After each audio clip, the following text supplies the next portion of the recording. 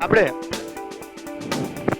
કઈક આવી વ્યાખ્યા લખવાની, બે કે બે કરતા વધારે તરંગો જ્યારે અથડાય તો એ જે ઘટના બને છે એને વ્યતિકરણ કહેવાય. તરંગોના એક્સિડન્ટને વ્યતિકરણ કહેવાય. એકદમ સિમ્પલ. એટલે તરંગો અથડાય બે કે બે કરતા વધારે. પાણીમાં તમે અહીંયાથી એક પથ્થર નાખો અને અહીંયાથી એક પથ્થર નાખો તો એના જે તરંગ હશે એ સામ સામે આવશે. ને પછી કોઈ એક જગ્યાએ ધારો કે અહીંયા લાકડું પડ્યું હોય તો એનું પરિણામી સ્થાનાંતર કેટલું થાય એને જ વ્યતિકરણ કહેવાય. એટલે એનું પરિણામી સ્થાનાંતર એટલે નવા બનતા તરંગનું સમીકરણ કંઈક આ પ્રમાણે મેળવતા હતા આપણે, y બરાબર y1 પ્લસ y2. એમાં y1 નું સૂત્ર a sin omega t minus kx ને પેલાનું જે હોય ને પછી એનો સરવાળો કરતા હતા. આવી બધી બી થિયરી આવતી. દોરી હોય એમાં સામ સામે તરંગો આવે અને એકબીજા પર અથડાય, જડિત આધાર પરથી તરંગનું પરાવર્તન, એવા બધા ટોપિક આવતા હતા અને એમાં આપણે આજ બધું ભણેલા છે. હવે તમને નામ કદાચ નવા લાગતા હશે, જડિત આધાર, મુક્ત આધાર પરથી થતું તરંગનું પરાવર્તન, પણ તે વખત આવતા હતા બધા ટોપિક. વ્યતિકરણ એટલે સિમ્પલ, મારે કઈ બહુ સમજાવવાની જરૂર નથી. બે કે બે કરતા વધારે તરંગો જ્યારે સંપાત થાય છે ત્યારે ઉદ્ભવતી ભૌતિક અસરને વ્યાપક રીતે વ્યતિકરણ કહેવાય. બહુ સાદી ભાષામાં તરંગોનો એક્સિડન્ટ. કોઈ એક ટાઈમ એવું બને કે આપણું આ જે લાકડું છે એ એક તરંગને લીધે ઉપર 5 જે કેરેટ જેટલું સ્થાનાંતર કરે અને એ જ ટાઈમે પેલાનું ગર્ત અથડાય બીજા તરંગનું તો -3 જે કેરેટ જેટલું સ્થાનાંતર એ નીચે તરફ કરતું હોય તો આ બેનો સદિશ સરવાળો કરવો પડે તો તમને 2 જે કેરેટ જેટલું પરિણામી સ્થાનાંતર મળી જાય લાકડાનું. તો આ પ્રમાણે સંપાતપણાનો સિદ્ધાંત લાગતો હોય છે, સ્વાભાવિક છે. એમાં દિશા પણ જોવી પડે, તમારે સદિશ સરવાળો કરવો પડે. સંપાતપણાનો સિદ્ધાંત એટલે કોઈ કણ પર બે કે બે કરતા વધારે તરંગો અથડાય તો તે કણનું પરિણામી સ્થાનાંતર એ દરેક તરંગો વડે મળતા સ્વતંત્ર સ્થાનાંતરોના સદિશ સરવાળા બરાબર હોય છે. બે કે બે કરતા વધારે તરંગોના સંપાતીકરણને લીધે ઉદ્ભવતી ભૌતિક અસરને વ્યાપક રીતે વ્યતિકરણ કહેવાય છે. એકદમ દેશી ભાષામાં તરંગોના એક્સિડન્ટને વ્યતિકરણ કહેવાય છે. તરંગો અથડાય, તમને ખબર છે સમાન કંપ વિસ્તાર વાળા તરંગો, સમાન આવૃત્તિ વાળા તરંગો સામસામે અથડાય તો શું થાય? તે વખત મેં કીધેલું વ્યતિકરણ જ કહેવાય ને. પણ તે વખતે કયું તરંગ પેદા થાય? યાદ છે આવું કંઈક? સમાન કંપ વિસ્તાર વાળા, સમાન આવૃત્તિ વાળા એક જ માધ્યમમાં પરસ્પર વિરુદ્ધ દિશામાં ગતિ કરતા અને સંપાતીકરણ અનુભવતા તરંગોની સમાસ અસર રૂપે મળતું તરંગ પ્રગામીપણાનો ગુણધર્મ ગુમાવી દે છે ને માધ્યમમાં સ્થિર ભાત રચે છે. આવા તરંગને શું કહેવાય? સ્થિર ભાત રચે છે એને સ્થિત તરંગ કહેવાય. એના સમીકરણ ને બધું આપણને આવી ગયેલું. સ્થિત તરંગ એટલે તમે આખી વ્યાખ્યા કીધી કે કદાચ હિન્ટ આપી, પ્રગામીપણાનો ગુણધર્મ ગુમાવી દે છે અને માધ્યમમાં સ્થિર ભાત રચે છે. આવા તરંગને સ્થિત તરંગ કહેવાય. પેલા ગાળા બધા દોરતા હતા ને આપણે, આવા પ્રસ્પંદ બિંદુ, નિસ્પંદ બિંદુ બધું આવતું હતું. તે વખતે જ મેં કીધેલું કે આ તરંગો સામસામે અથડાય એને વ્યતિકરણ કહેવાય છે. પણ એટલું બધું તો કોઈને યાદ હોય લાવે, સ્વાભાવિક વસ્તુ છે. ના યાદ હોય તો યાદ કરાવું છું ને ધીમે ધીમે કરીને. મને બી ખબર યાદ ના હોય એટલે તો ટોન્ટ મારી મારીને બી યાદ તો કરાવું છું ને. ગમે તે મેન શું છે, મેન ક્યાં હે, હું યાદ કરાવું છું એ કે આપણે આવું બધું ભણેલા છે. થોડી ગારો સાંભળવી પડે, બીજું કઈ નહીં. યાદ ના હોય તો પણ યાદ કરાવું છું. આપણે જયારે ફેઝરની રીત ભણતા હતા, હાર્મોનિક, એસી પ્રવાહ, એસી વોલ્ટેજ, હજુ તો પત્યું બી નહીં એ ચેપ્ટર તમારું. મેં તો બતાવી દીધું. ટેસ્ટના માર્ક જોઈને લાગે છે હજુ તમારું એ ચેપ્ટર પત્યું નહીં. એ ચેપ્ટરમાં આપણે ફેઝર દોરેલા છે. I બરાબર I1M cos ડેલ્ટા 1 ને I બરાબર I2M cos ડેલ્ટા 2. આવું કંઈક હતું ને ના? ઓમેગા ટી માઇનસ ડેલ્ટા 1 અને ઓમેગા ટી આવું કંઈક લીધું છે. હવે એ ખબર નહીં, એક્ઝેક્ટ યાદ નહીં. પછી આનો ફેઝર દોરવો હોય તો આટલું મૂલ્ય અને અહીંયા પ્લસ હતો અને આટલા ખૂણે તમારે એક ફેઝર દોરવો પડે. પછી એના સિંગડા પર બીજાનો ફેઝર દોરવાનો, I2M જેટલું મૂલ્ય અને આટલા ખૂણે આ ઓમેગા ટી પ્લસ ડેલ્ટા 1 ને આ ઓમેગા ટી પ્લસ ડેલ્ટા 2 આવું બધું આવતું હતું ને. પછી અહીંયાથી આને લંબાવવાનું એટલે આટલો ખૂણો આવે ડેલ્ટા 2 માઇનસ ડેલ્ટા 1 અને આ પરિણામ. બસ એવી જ થિયરી છે. હું તમને કહી દઉં કે પ્રવાહ જેવા હાર્મોનિક વિધેય છે એવી રીતે સ્થાનાંતરના સૂત્ર પણ તરંગ પણ હાર્મોનિક જ હોય છે.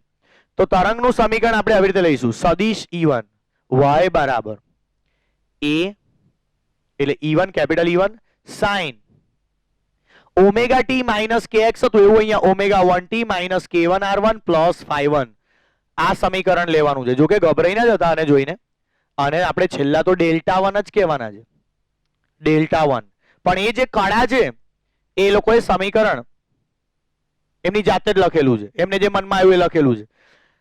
આવું જ કેમ લખવાનું એ પછી આપણે સમજીશું. અત્યારે ડાયરેક્ટ જુઓ, સદિશ E2 capital E2 sin delta 2. Delta 2 એટલે આવું જ આવશે, omega 2t minus k2 r2 plus phi2.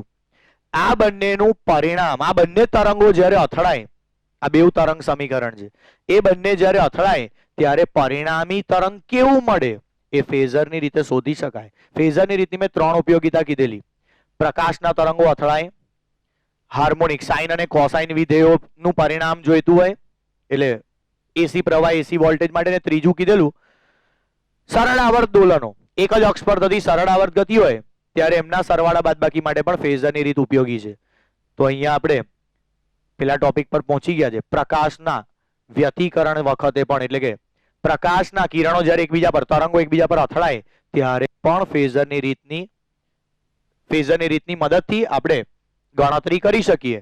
આ બંનેને તમારે આકૃતિમાં બતાવો હોય તો આટલું મૂલ્ય કેપિટલ E1 જેટલું અને આટલો ખૂણો એવો એક ફેઝર દોરવાનો હોય. કેપિટલ E1 જેટલું મૂલ્ય અને ડેલ્ટા 1 જેટલો ખૂણો હોય એવો પહેલો ફેઝર દોરવાનો. પછી એવો બીજો કેપિટલ E2 જેટલું મૂલ્ય, ડેલ્ટા 2 જેટલો ખૂણો હોય એવો બીજો ફેઝર દોરવાનો. પછી અહીંયાથી આવશે ડેલ્ટા 2 માઇનસ ડેલ્ટા 1 અને પેલું સૂત્ર કેપિટલ E સ્ક્વેર બરાબર E1 square plus E2 square plus 2E1 E2 cos કળા તફાવત. આ સૂત્ર મેળવવાનું. અને આ સૂત્ર પહેલામાં આવી ગયેલું છે, im સ્ક્વેર બરાબર I1m square plus I2m square plus 2I1m I2m cos કળા તફાવત. આ પહેલા આવી ગયેલું છે. એટલે સેમ એ જ થિયરી છે. એ સમજાવવા માટે મેં તમને આ થિયરી બતાવી. હવે તમને આગળનું કેટલું યાદ છે બીજા ચેપ્ટરનું એના પર ડિપેન્ડ કરે. જો એ યાદ હશે તો તમને આ સૂત્ર મળશે. આ સૂત્ર કંપ વિસ્તારના સ્વરૂપમાં હોય. પ્રવાહ વાળું સૂત્ર હતું એ im ના સ્વરૂપમાં હતું, I1m square plus I2m square, નહીં કે I square. I1 square I2 square વાળું નતું, I1m સ્ક્વેર વાળું હતું. મેક્સિમમ વાળું હોય આ સૂત્ર. એટલે તમારે અહીંયા E સ્ક્વેર કેપિટલ લખવો પડે.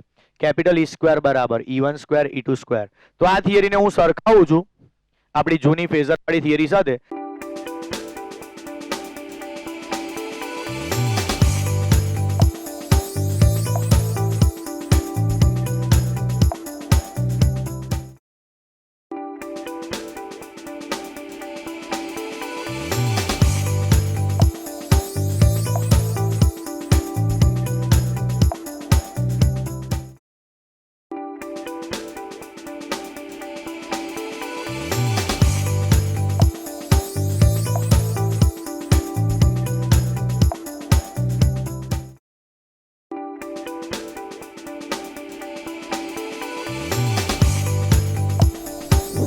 જો આપણે જે ગણી રહ્યા છે એ શું ગણીએ છે સમજાવી દઉં.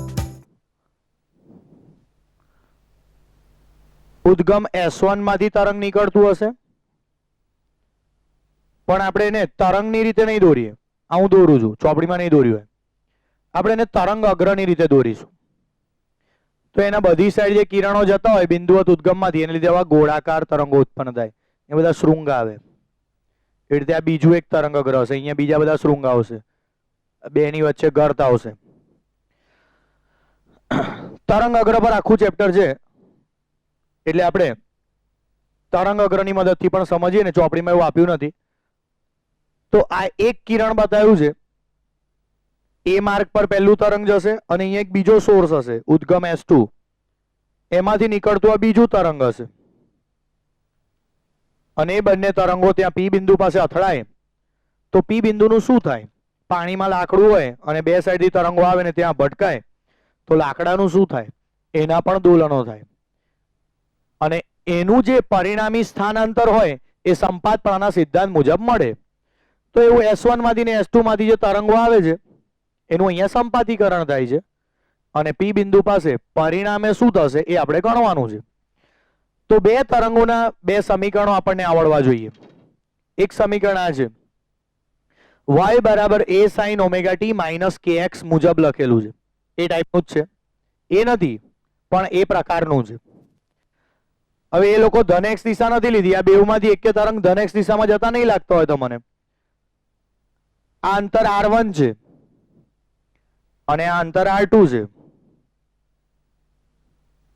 એટલે પહેલું તરંગ સદિશ r1 દિશામાં જાય છે, બીજું સદિશ r2 ની દિશામાં જાય, તો એમની દિશાઓ ધન એક્સ કે ઋણ એક્સ નથી, તો kx ના લખાય ને આપણાથી, જો k1 r1 k2 r2 એવું લખેલું છે, તો એ તો તરંગ જે દિશામાં જાય એ દિશા ત્યાં બતાવવી પડે આપણે, તો સદિશ r1 ની દિશામાં ને સદિશ r2 ની દિશામાં તરંગો પ્રસરે છે, તો એમના આ સમીકરણો છે. y બરાબર a sin omega t minus kx, એ પ્રકારનું આ સૂત્ર છે, ઓમેગા t માઇનસ kx એ પ્રકારનું છે, એ બેઠું નથી. φ1 પ્રારંભિક કળા છે, એ આપણે સરળતા ખાતર પછી 0 જ લઈ લઈશું, હમણાં ખાલી સ્ટાર્ટિંગમાં એમને હોશિયારી મારવા લખી છે, પણ પછી તો એ લોકો φ1 ને φ2 બંને કાઢી જ નાખવાના છે. બંને તરંગોમાં જે પ્રારંભિક કળા હશે એ સમાન લઈ લેશે, કાં તો 0 0 જ લઈ લેશે, φ1 પણ 0 અને φ2 પણ 0, એવું કંઈક કરશે આગળ, એ આપણે આગળ ગણીએ એટલે ખબર પડે. તો એ φ1 φ2 નું બહુ મહત્વ નથી, પણ હા કોઈ પૂછે φ1 શું ને φ2 શું તો ખબર હોવી જોઈએ. φ1 એટલે પહેલું તરંગ જે ઉદ્ગમમાંથી પેદા થાય છે એની પ્રારંભિક કળા, અને φ2 એટલે બીજું તરંગ જે S2 માંથી પેદા થાય છે એની પ્રારંભિક કળા. તો એ પ્રારંભિક કળા બંનેની φ1 અને φ2 છે. સમીકરણની જાત તરંગ સમીકરણ જેવી જ છે, a sin omega t minus kx, પણ એમાં y અને a ને બદલે વિદ્યુત ક્ષેત્ર લખેલું છે. વિદ્યુત ક્ષેત્ર અને આ એનું મહત્તમ મૂલ્ય છે E0, લખાય ને E બરાબર E0 sin omega t minus kx, જે આપણે ત્રીજા ચેપ્ટરમાં લખતા હતા, બસ એ જ છે. પણ પ્રોબ્લેમ એ છે કે કેમ વિદ્યુત ક્ષેત્ર જ, ચુંબકીય ક્ષેત્ર પણ ચાલવું જોઈએ અહીંયા, કેમ કે આ વિદ્યુત ચુંબકીય તરંગો છે, પ્રકાશના તરંગો વિદ્યુત ચુંબકીય તરંગો છે, તો ભાઈ ચુંબકીય ક્ષેત્ર કેમ નહીં, આવું કારણ પૂછી શકાય કે કેમ આપણે આ ગણતરી વિદ્યુત ક્ષેત્રની મદદથી જ કરી. તો જરૂરી નથી, તમે ચુંબકીય ક્ષેત્રની મદદથી પણ કરી શકો, તમારે સૂત્ર થોડું આવું લખવું પડે, સદિશ b બરાબર capital B sin omega t minus kr plus φ, આ ટાઈપનું સૂત્ર લખવું પડે, ચાલે, ખોટું ના કહેવાય. પણ આપણું વિજ્ઞાન એવું કહે છે કે જ્યારે આપણી આંખ પર વિદ્યુત ક્ષેત્રની સંવેદના થાય છે ને ત્યારે આપણે વસ્તુ જોઈ શકીએ છીએ, ચુંબકીય ક્ષેત્રને લીધે નહીં. આપણે કોઈ બી વસ્તુ જોઈ શકીએ છીએ એનું કારણ વિદ્યુત ક્ષેત્ર છે, ચુંબકીય ક્ષેત્ર નથી. એટલે આપણી આંખ પર જ્યારે વિદ્યુત ચુંબકીય તરંગો અથડાય છે ત્યારે વસ્તુ જોવામાં મોટો ફાળો વિદ્યુત ક્ષેત્રનો છે. તો પછી સ્વાભાવિક રીતે એ લોકો ગણતરી આ રીતે લખે તો આપણાથી કોઈ ઓબ્જેક્શન ના લેવાય. બાકી ચુંબકીય ક્ષેત્રની મદદથી લખો ને તો પણ કોઈ ફરક પડે નહીં, એ યાદ રાખજો. આ બધું તમે વાંચ્યું જ હશે, અંદર સ્ટાર્ટિંગમાં આપેલું છે વિદ્યુત ક્ષેત્રની મદદથી કેમ સમીકરણ લખે છે, સ્ટાર્ટિંગમાં પહેલા જ પેરેગ્રાફમાં છે, ઘરેથી વાંચો, આપેલી આ થિયરી મેં લખવા બી ચાલી ગઈ છે, એટલે એમાં કશું હતું જ નહીં. સંપાતપણાનો સિદ્ધાંત લગાવવાનો, તો બે તરંગના સમીકરણ છે, તો પરિણામી સ્થાનાંતર કેટલું થાય એ સંપાતપણાના સિદ્ધાંતમાં આવી ગયું છે. સદિશ E બરાબર સદિશ E1 પ્લસ સદિશ E2, એ બંને તરંગના સમીકરણ લખવાના લાલ ભૂરા, સદિશ E1 પ્લસ સદિશ E2, અને એમાં કિંમતો મૂકી દેવાની. સદિશ E1 ને બદલે આ લખવાનું કેપિટલ સદિશ E1 sin, આટલું બધું ના લખવું હોય તો આને આપણે Δ1 કહી દઈએ ને હમણાં ટેમ્પરરી, પછી જોયું જવાશે. હમણાં સરળતા ખાતર આપણે એને Δ1 મૂકી દઈએ. કુલ કળા તરંગ એ માટેની કુલ કળા, અને એવું જ આના માટે આખું આટલું બધું કઈ લખવાનું, Δ2 લખી દઈએ તો ઈઝી પડે ને. તો અહીંયા મુકાય કેપિટલ E1 sin Δ1, અને એવું જ પેલા માટે લખાય કેપિટલ E2 sin Δ2.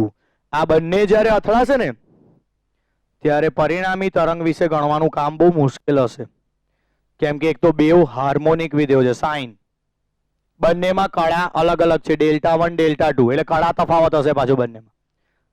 તો લાકડાનું શું થાય એ દરેક ક્ષણે અલગ અલગ ગણવું પડે, પહેલી સેકન્ડ એવું થાય, બીજી સેકન્ડ એવું થાય, 2.2 સેકન્ડ એવું થાય, કેમ કે લાકડું કોઈ એક જગ્યા પર નથી રહેવાનું. હવે બેવ તરંગની સમાસ અસર રૂપે લાકડું પણ દોલનો કર્યા કરશે, તો લાકડાનું સ્થાન જેવી રીતે આપણે ગણતા હતા સંપાતપણાના સિદ્ધાંત મુજબ, એવી રીતે આ ગણતરી કરવી પડે. આ ગણતરી એટલી ઈઝી નથી, કેમ કે તમારે બે હાર્મોનિક વિધેયોનો સરવાળો કરવાનો છે. તો થોડી ઈઝી બનાવવા માટે આપણે ફેઝરની રીત વાપરી શકીએ. હાર્મોનિક વિધેયોનો સરવાળો 3 જગ્યાએ આપણા કોર્સમાં આવે છે. સરળ આવર્ત ગતિ માટે એમાં બી સાઇન કોસ હોય છે. વિદ્યુત ચુંબકીય તરંગો જ્યારે એકબીજા પર અથડાય, સંપાત થાય, ખબર છે આ ઘટનાને શું કહેવાય? સંપાત થાય તો આ ઘટનાને શું કહેવાય? તરંગો અથડાય તો વ્યતિકરણ. આપણા ટોપિકનું નામ જ છે વ્યતિકરણ. તો એ વ્યતિકરણ માટે પણ આપણે ફેઝરની રીત વાપરી શકીએ.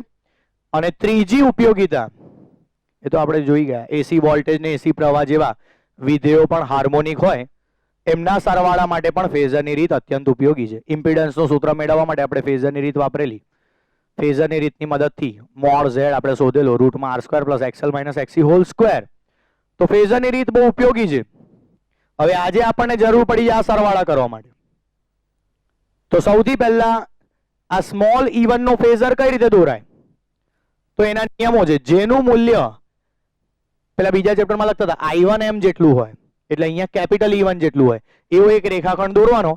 તો આ જે રેખાખંડ દોર્યો એનું મૂલ્ય કેપિટલ E1 હશે. મૂલ્ય એટલે એની લંબાઈ. એને નામ સદિશ E1 આપવાનું છે કેમ કે છે તો એ સદિશ જ ને, પણ એનું મૂલ્ય કેપિટલ E1 જેટલું છે. એની લંબાઈ અને એનો x અક્ષ સાથેનો ખૂણો Δ1 જેટલો છે. આટલું મૂલ્ય અને આ દિશામાં હોય એવો એક રેખાખંડ દોરવાનો, એને સદિશ કહેવાય. તો પહેલો આ સદિશ જે મળ્યો એ સદિશ E1 છે. એવું જ બીજા માટે આની લંબાઈ કેપિટલ E2 જેટલી હશે અને એનો x અક્ષ સાથેનો ખૂણો Δ2 જેટલો હશે. x અક્ષને સમાંતર લીટી દોરેલી છે એની સાથેનો ખૂણો Δ2 જેટલો હશે. તો એ બીજો ફેઝર કહેવાય. ફેઝરની રીત એ થિયરી છે ને કે કઈ નવું લાગે તમને? Capital E1 sin Δ1, capital E2 sin Δ2 અને પછી તમારે પરિણામી સદિશ શોધવાનો હોય છે. એની જે લંબાઈ આવશે આ લંબાઈ કેપિટલ E આવશે. હું મૂલ્યની વાત કરું છું. એ લોકોએ મૂલ્યો નથી લખ્યા, એમને સદિશ લખ્યા. સદિશ E1, સદિશ E2, સદિશ E. પણ હું એમની લંબાઈઓની વાત કરું છું. આની લંબાઈ કેપિટલ E1 જેટલી આવશે, આની કેપિટલ E2 જેટલી, ને પરિણામી સદિશની લંબાઈ કેપિટલ E જેટલી આવશે. હું માત્ર મૂલ્યોની વાત કરું છું. કંપ વિસ્તાર તમારી ભાષામાં એવું પણ કહેવાય ને, હું કંપ વિસ્તારની વાત કરું છું. આ બધા જો પહેલા તરંગનો આ કંપ વિસ્તાર આ લંબાઈ જેટલો હોય, બીજાનો કંપ વિસ્તાર આ કેપિટલ E2 જેટલો હોય, ને પરિણામી તરંગનો કંપ વિસ્તાર કેપિટલ E જેટલો હોય એવું. અને પછી આ બધાને જોડતું સૂત્ર પણ આપણને આવડે. તમારે એના માટે કડા તફાવત શોધવાનો હોય છે. આ સ્મોલ સદિશ E1 ને લંબાવવાનો હોય છે ને સ્મોલ સદિશ E2 સાથેનો એનો ખૂણો માપવાનો હોય છે. એ કડા તફાવત કહેવાય, Δ2 - Δ1. અને પછી જે સૂત્ર મળે એ કંપ વિસ્તારના સ્વરૂપમાં મળે. એ જેવું તેવું ના હોય, એ પેલા સ્મોલ E ના સ્વરૂપમાં ના હોય. મેં સુધારાવડાયેલું. એમને જે સૂત્ર લખ્યું છે એમાં એક ભૂલ હતી. જો કે છેલ્લું સૂત્ર કમ્પ્લીટ છે, એની ઉપરવાળા સૂત્રમાં ભૂલ હતી. સમીકરણ આ રીતે લખાય: capital E² E1² E2² 2E1 E2 cos કડા તફાવત ડેલ્ટા ડેલ્ટા, આને કહેવાય ડેલ્ટા ડેલ્ટા. એટલે ડેલ્ટાઓનો ડેલ્ટા, કડાઓનો તફાવત, એવું ડેલ્ટા ડેલ્ટા. તો આ સૂત્ર આપણે ભણેલા અને એની ઉપરવાળા સૂત્રમાં ભૂલ સુધારેલી. સ્મોલ E², આવું જે લખ્યું છે એ જ ખોટું કહેવાય, કેમ કે બેવ રીતે સૂત્ર ના લખાય. આપણે મૂલ્યની રીતે જ લખી શકીએ. સદિશ C ના માનનો સ્ક્વેર બરાબર A ના માનનો સ્ક્વેર B ના માનનો સ્ક્વેર, આવું સૂત્ર છે. 2AB cos θ. એટલે આ મૂલ્યો છે તો આપણે પેલી રીતે લખવું પડે, કેપિટલ E ની રીતે. એટલે ઉપરવાળું સમીકરણ સુધારાવડાયેલું. હા, એમાં આવું લખી શકાય, સદિશ E1 ડોટ સદિશ E2. અહીંયા આ બેને બદલે એવું લખી શકાય. એ ભાગ બરાબર હતો પણ એમાં સ્મોલ હતું ને, પ્રોબ્લેમ કેપિટલ E લખાય ને વચ્ચે ટપકું કરવું પડે. એ બધું મેં સુધારાવડાયેલું. ઓકે, તો એનો મતલબ આટલે સુધી આપણે આવી ગયા છે. આટલે સુધી તમને કોઈ પ્રોબ્લેમ નહીં હોય, કેમ કે આ તો પેલું ફેઝરની રીત જ છે ને, આમાં કશું જ નવું નથી. તો નવું શું છે એ હવે આપણે જોઈશું. અહીંયાથી આગળ આપણે સ્ટાર્ટ કરીશું. એકવાર આટલે સુધી વાંચી લો. ચલો, વ્યતિકરણ પહેલા સંપાતપણાનો સિદ્ધાંત વાંચો, પછી આ થિયરી પાછી અહીંયા સુધી જોઈ લો એટલે આગળ વધીએ. ઓકે, હવે અહીંયા તમે આકૃતિને છેલ્લી એકવાર જોઈ લો. મેં તરંગ અગ્રની રીતે બી દોરી. જો આ જે કુંડાળા કર્યા છે આ તરંગ અગ્રના છે. તરંગ અગ્ર આવી રીતે આગળ વધશે, મોટું બનતું જશે. એ સમજવું જરૂરી છે. તમારે તરંગ અગ્ર પર જ આખું ચેપ્ટર ભણવાનું છે. એ લોકોએ ભલે અહીંયા બે કિરણો દોરી દીધા હોય સીધી લીટીમાં, S1 માંથી નીકળતું ને S2 માંથી નીકળતું, પણ ખાલી એટલું સમજવાથી તમને ચેપ્ટર નહીં સમજ પડે. આગળના જે સમીકરણો મેળવીશું એ નહીં સમજ પડે. તમારે આવા તરંગ અગ્રો વિચારવા પડશે. આ બધા શૃંગ છે, એ બેની વચ્ચે ગર્ત પણ હોય, તૂટક રેખાથી આવું તરંગ અગ્ર પણ દોરી શકું. તમે જોજો ધ્યાનથી, એ ગર્તમાંથી પસાર થાય છે. જુઓ આ ગર્ત, ભૂરું ગર્ત, અને પેલા શૃંગમાંથી પેલા તરંગો પસાર થાય છે. વધારે સારી રીતે તમને પાણીમાં આવો એક પ્રયોગ કરીને સમજ પડે. પાણીમાં જો તમે આવો પ્રયોગ કરો તો તમને થિયરી કમ્પ્લીટ સમજ પડે. જો કે આગળની ગણતરી છે હંબક, એ હું ડાયરેક્ટ ગણ ગણ કરીશ તો તમે ભગવાઈ જશો કે આવું કેવું, આ કેમ ગણ ગણ જ કરે છે. એટલે હું સૌથી પહેલા તમને આ પ્રયોગ પાણીમાં કરીને બતાવું, સમજાવું કે પાણીમાં જો આ પ્રયોગ કરીએ તો શું થાય. ને પછી આ પી બિંદુને આપણે ગમે ત્યાં મૂકીશું, અહીંયા અહીંયા વારા પરથી, એ દરેક બિંદુ પાસે શું થાય, કેવું વ્યતિકરણ થાય એ આપણે જોઈએ. અને એના પછી તમને, મને એવું લાગે છે કે કદાચ આગળની ગણતરીમાં કઈ હુજ લેશે, કઈ સમજ પડશે. હું ગણતરીમાં શું કરવાનું છે સમજાવી દઉં તમને. આપણે આ જે કંપ વિસ્તારો લીધા છે એને બદલે તીવ્રતા પર જઈશું. હવે I બરાબર I1 પ્લસ I2 એવી રીતે I ચલે છે a સ્ક્વેર. તીવ્રતા કંપ વિસ્તારના વર્ગના સમપ્રમાણમાં હોય.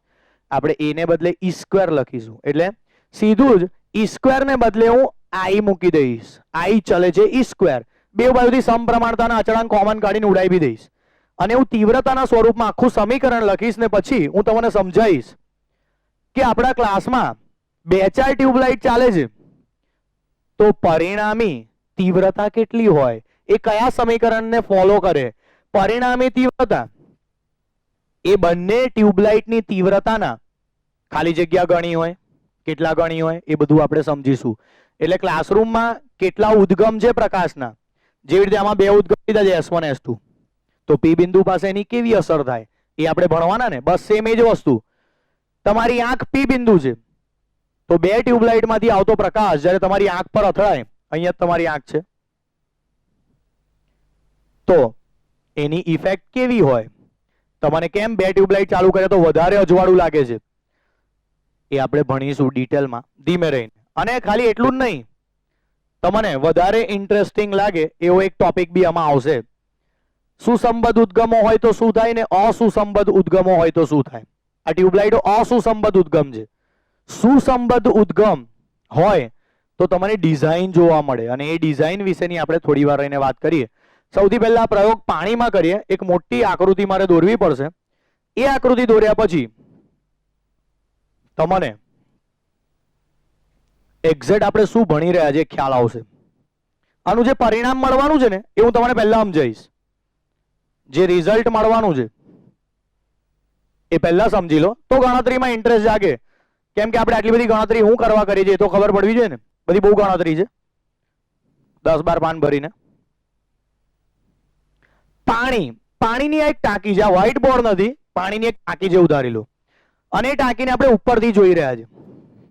લંબચોરસ ટાંકી છે પાણીની, અને એને આપણે ઉપરથી જોઈ રહ્યા, ટોપ વ્યૂ છે, ઉપર અગાસી પરથી જોઈ રહ્યા છે. આ S1 છે ત્યાં એક ઉદ્ગમ રાખીશું, અને S2 છે ત્યાં એક ઉદ્ગમ રાખીશું. ઓબ્વિયસલી આપણે પ્રકાશના તરંગોને જોઈ નથી શકતા, એટલે આપણે એમને સમજવા માટે પ્રકાશને તરંગ સ્વરૂપે સમજીને આપણે અહીંયા એક પ્રયોગ કરીશું. અને એ પ્રયોગમાં ઉદ્ગમ તરીકે 2 લાકડી રાખીશું. પ્રકાશનો ઉદ્ગમ નહીં, અહીંયા પાણીમાં આપણે સળિયાને ડૂબાડીશું, બહાર કાઢીશું, દોલાનો કરાવીશું. એટલે સળિયો અંદર ગોચી એટલે ગર્ત પેદા થાય, અને પાછો બહાર કાઢે એટલે શૃંગ પેદા થાય. એવી રીતે આપણે સળંગ તરંગોની હારમાળા તૈયાર કરીશું. અંદર ડૂબાડીશું, બહાર કાઢીશું, ડૂબાડી એટલે શૃંગ ગર્ત તૈયાર થશે. અને આગળ વધતા જશે કંઈક આ પ્રમાણે. આ ગર્ત, પછી આ શૃંગ. આકૃતિ થોડી આમ તેમ આવશે એવું પહેલેથી કહી દઉં છું. એક્ઝેક્ટ આકૃતિ એટલે નહીં આવે કેમ કે મારી પાસે વર્તુળ નથી, પરિકર નથી. અને પરિકર હોય તો બી બહુ મોટું જોઈશે, બહુ પહોળું જોઈશે. મારે છેક સુધી આ આકૃતિને લંબાવવાની, એટલે તમારું પેલું નહીં ચાલે. પાછા કેટલાક સેવાભાવી લોકો કાઢીને આપશે સર પરિકર, તો એ લોકોને કહી દઉં હા, એટલે એ લોકો આપી દેશે તરત સર પરિકર. એમને એમ કે આપણે સરને હેલ્પ કરીએ, એમનો ઈરાદો ખોટો નહીં હોતો. પણ હવે મારે આટલા મોટા મોટા વર્તુળ દોરવાના છે. હવે અહીંયા ખરેખર તરંગ આવું હોય, જો ગર્ત પછી આમ શૃંગ, ગર્ત પછી ગર્ત પછી આમ શૃંગ, આ રીતે આગળ વધતા હોય ને બધી બાજુ વધતા હોય તરંગો. ગૌણ ઉદ્ગમ છે ને, સોરી બિંદુવત ઉદ્ગમ છે ને, એમાંથી બધી જ દિશામાં તરંગો આગળ વધે ને ગોળાકાર તરંગો પેદા થાય. એટલે તરંગો બધી સાઈડ આમ જતા હશે, શૃંગ ગર્ત પાછળની સાઈડ, આગળની સાઈડ, નીચે ઉપર બધી સાઈડ. પણ હું એને તરંગોની મદદથી નથી દોરવાનો. આઈ રિપીટ, હું તરંગ અગ્ર પરથી તમને આખો ટોપિક સમજાવીશ તો જ તમને સમજ પડશે, નહીં તો તમે બાવરા બની જશો. બાઈજુ બાવરા, નહીં તો તમને સમજ જ નહીં પડે.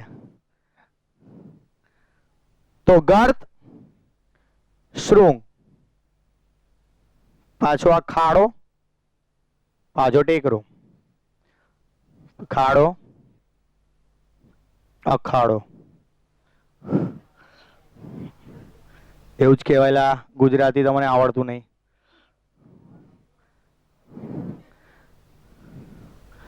ખાડાનો વિરોધાર્થી શબ્દ મને સ્કૂલમાં પૂછતા તો અમે અખાડો જ લખતા.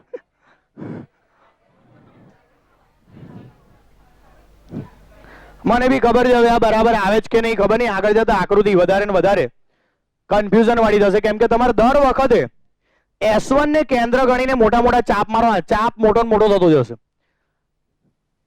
અહીંયા S1 પાસે એક સળિયો આપણે રાખેલો છે જે અંદર ડૂબ્યા કરે છે, બહાર આવ્યા કરે છે. આપણે કાં તો એના માટે કોઈ માણસને બી કામે લગાવી શકીએ કે સળિયો ડૂબાડે, બહાર કાઢે, ડૂબાડે, અથવા મોટર બી મૂકી શકીએ.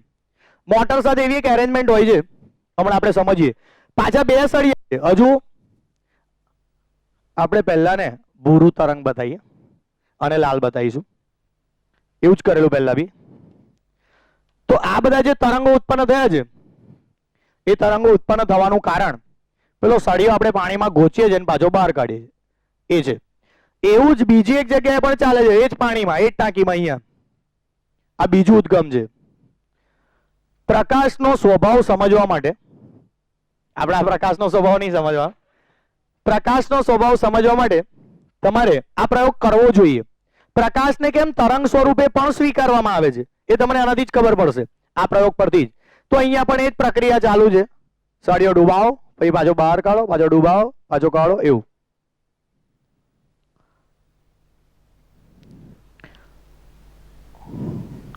હું સરળતા ખાતર જે દોરીશ ને એમાં બે સરખી તરંગ લંબાઈ વાળા હશે.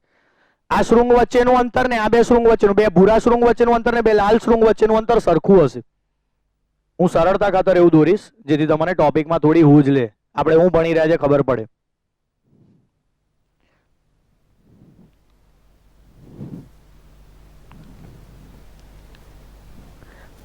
અંદર અથડાઈ રહ્યા છે. ભૂરા તરંગોમાં લાલ તરંગો મિક્સ થઈ રહ્યા છે, વ્યતિકરણ થઈ રહ્યું છે. એનો મતલબ એવો વ્યાખ્યા મુજબ બે કે બે કરતા વધારે તરંગો જ્યારે અથડાય છે ત્યારે વ્યતિકરણ થાય છે એમ કહેવાય.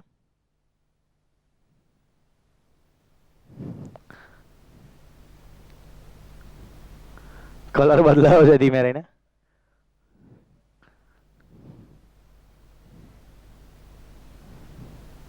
આવું તો તમારે જેવું દોરવું હોય તેવું દોરાય એવું છે.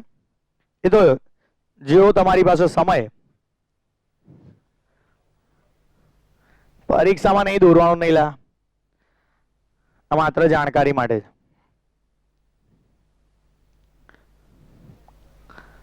ઓકે, બહુ નહીં દોરું.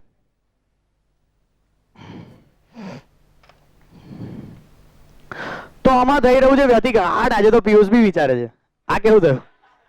પિયુષ બી આમ કરતો પકડાઈ ગયો. હવે એકાદ પોઝ આવે તો તારો ફોટો લટકાવો અહીંયા, આમ વિચારતો. જોનારા બી વિચારતા થઈ જાય. ના સારું છે, इंटरेस्ट પડે બહુ મોટી વસ્તુ છે. मेन क्या है बाबूजी, मेन क्या है? इंटरेस्ट પડવો જોઈએ. ચલો ઓકે. તો હવે અહીંયા આપણે બે ઉદ્ગમ બતાવ્યા છે. સેમ પેલા જે પ્રકાશના ઉદ્ગમ હતા એવા જ, પણ આપણે તરંગોને જોવા છે. વિદ્યુત ચુંબકીય તરંગો આપણે જોઈ શકતા નથી, તો પાણીના તરંગો બેસ્ટ છે આપણા માટે. આપણે આ ઉદાહરણ લઈએ અને આ ઉદાહરણને પ્રકાશના નિયમો પર એપ્લાય કરવાનો ટ્રાય કરીએ. જો પ્રકાશ તરંગ સ્વરૂપે હશે તો બંને નિયમો લગભગ મેચ થશે, કેમ કે જે તરંગ માટેના નિયમો છે બધા તરંગો માટે કોમન હોય. તો પ્રકાશ જો તરંગ સ્વરૂપે હશે ને તો આના નિયમો એના પર ફિટ બેસશે. આ તમને દેખાય એટલે પાણીમાં જતા તરંગો તમને દેખાશે. હવે આમાં જરાક ધ્યાનથી જોજો. જે જગ્યાએ શૃંગ પર શૃંગ સંપાત થાય છે આ જગ્યા, જો આ જગ્યાએ સહાયક વ્યતિકરણ થયું એમ કહેવાય. વ્યતિકરણના પાછા બે પ્રકાર છે, સહાયક અને વિનાશક. જ્યાં શૃંગ પર શૃંગ સંપાત થતું હોય ત્યાં સહાયક વ્યતિકરણ થાય. ગર્ત પર ગર્ત હોય તો પણ સહાયક જ કહેવાય, એને વિનાશક ના કહેવાય. કેમ કે ગર્ત ઉપર ગર્ત હોય, કોઈને ખાડામાં પડવું હોય ને તમે ધક્કો મારી આપો તો એને તો સારું લાગશે ને, એને તો ગમશે જ ને, એટલે એને સહાય કરી કહેવાય. કોઈને પડવું જ હોય ખાડામાં અને તમે ધક્કો મારી આપો, એને પડવું હતું પહેલેથી, એને કૂદવા જ જવું હતું અને તમે એને ધક્કો મારી આપ્યો તો એની સહાય કરી કહેવાય. એ નિસહાય માણસની તમે સહાય કરી કહેવાય. એટલે એ પ્રકારના વ્યતિકરણને સહાયક વ્યતિકરણ ગણીશું. ગર્ત સાથે ગર્ત સંપાત થાય તો પણ સહાયક વ્યતિકરણ કહેવાય. તો વિનાશક ક્યારે કહેવાય? જ્યારે એકના શૃંગ પર બીજાનું ગર્ત સંપાત થાય. તો પહેલા હું ઘટતા ટપકા કરીશ. એ બધા ઘટતા ટપકા સહાયક વ્યતિકરણના હશે. એ બધી જગ્યા તમે જોઈ શકો છો. શૃંગ પર શૃંગ સળંગ જે લીટીઓ છે ને એ બધી શૃંગ પર શૃંગ દર્શાવે છે. તમારી આકૃતિ બહુ પરફેક્ટ નહીં આવી એવું મને અહીંયા જોઈને જ ખબર પડી જાય. બાકી જો બહુ વ્યવસ્થિત આકૃતિ આવી હોત ને તો મને આ શૃંગ સાથે શૃંગ, આ જે ઘટતા ટપકા છે ને એની આખી એક લાઈન મળે. તો હજુ ઉભા રહો, ટ્રાય કરીએ. આ ગર્ત પર ગર્ત સંપાત થાય છે એને પણ સહાયક વ્યતિકરણ કહેવાય ને. તો આ તૂટક રેખા પર તૂટક રેખા સંપાત થાય છે તો એને પણ સહાયક વ્યતિકરણ ગણવું પડે. આ બધા જે ડાર્ક ટપકા કરેલા છે આ બધા સહાયક વ્યતિકરણ છે. આવા તો બધી બહુ જગ્યાએ થાય છે, બધે કઈ નહીં દોરું, એ તમે સમજી જજો. આકૃતિ વ્યવસ્થિત નહીં આવી પણ ફરી દોરો વાલી તો કાકો નવરો છે, ફરી દોરો, કે ફરી દોરો.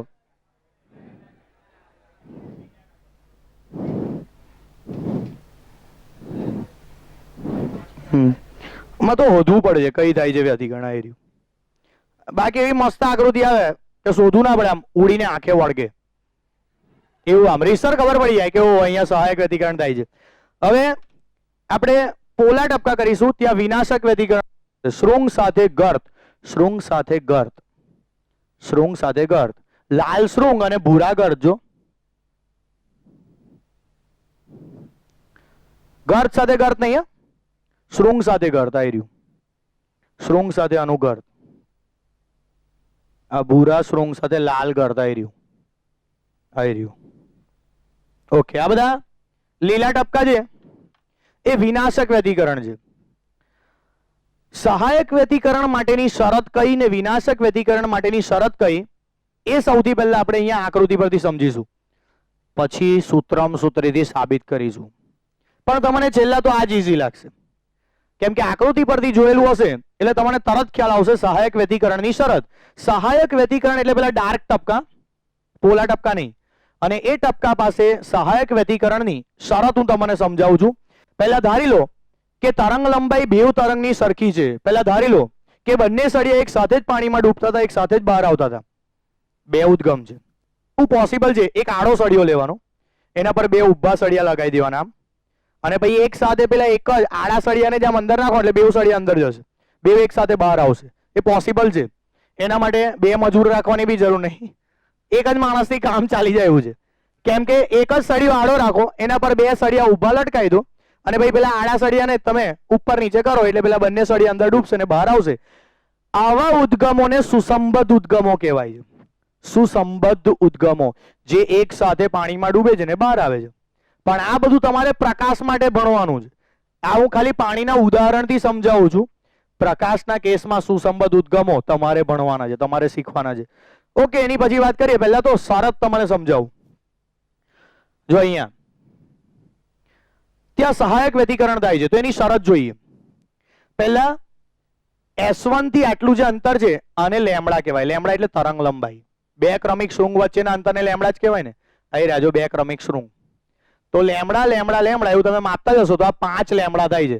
ધ્યાનથી જુઓ, 1 2 3 4 અને 5.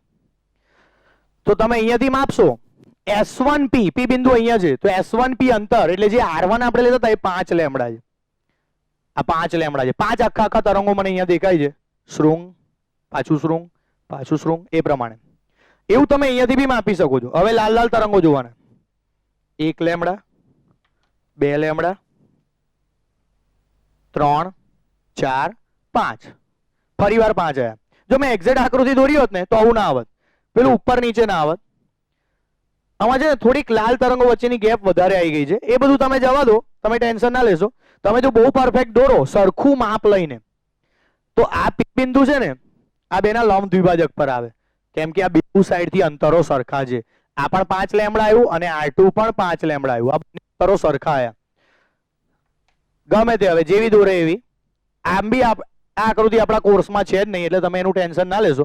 આ ખાલી સમજવા માટે છે.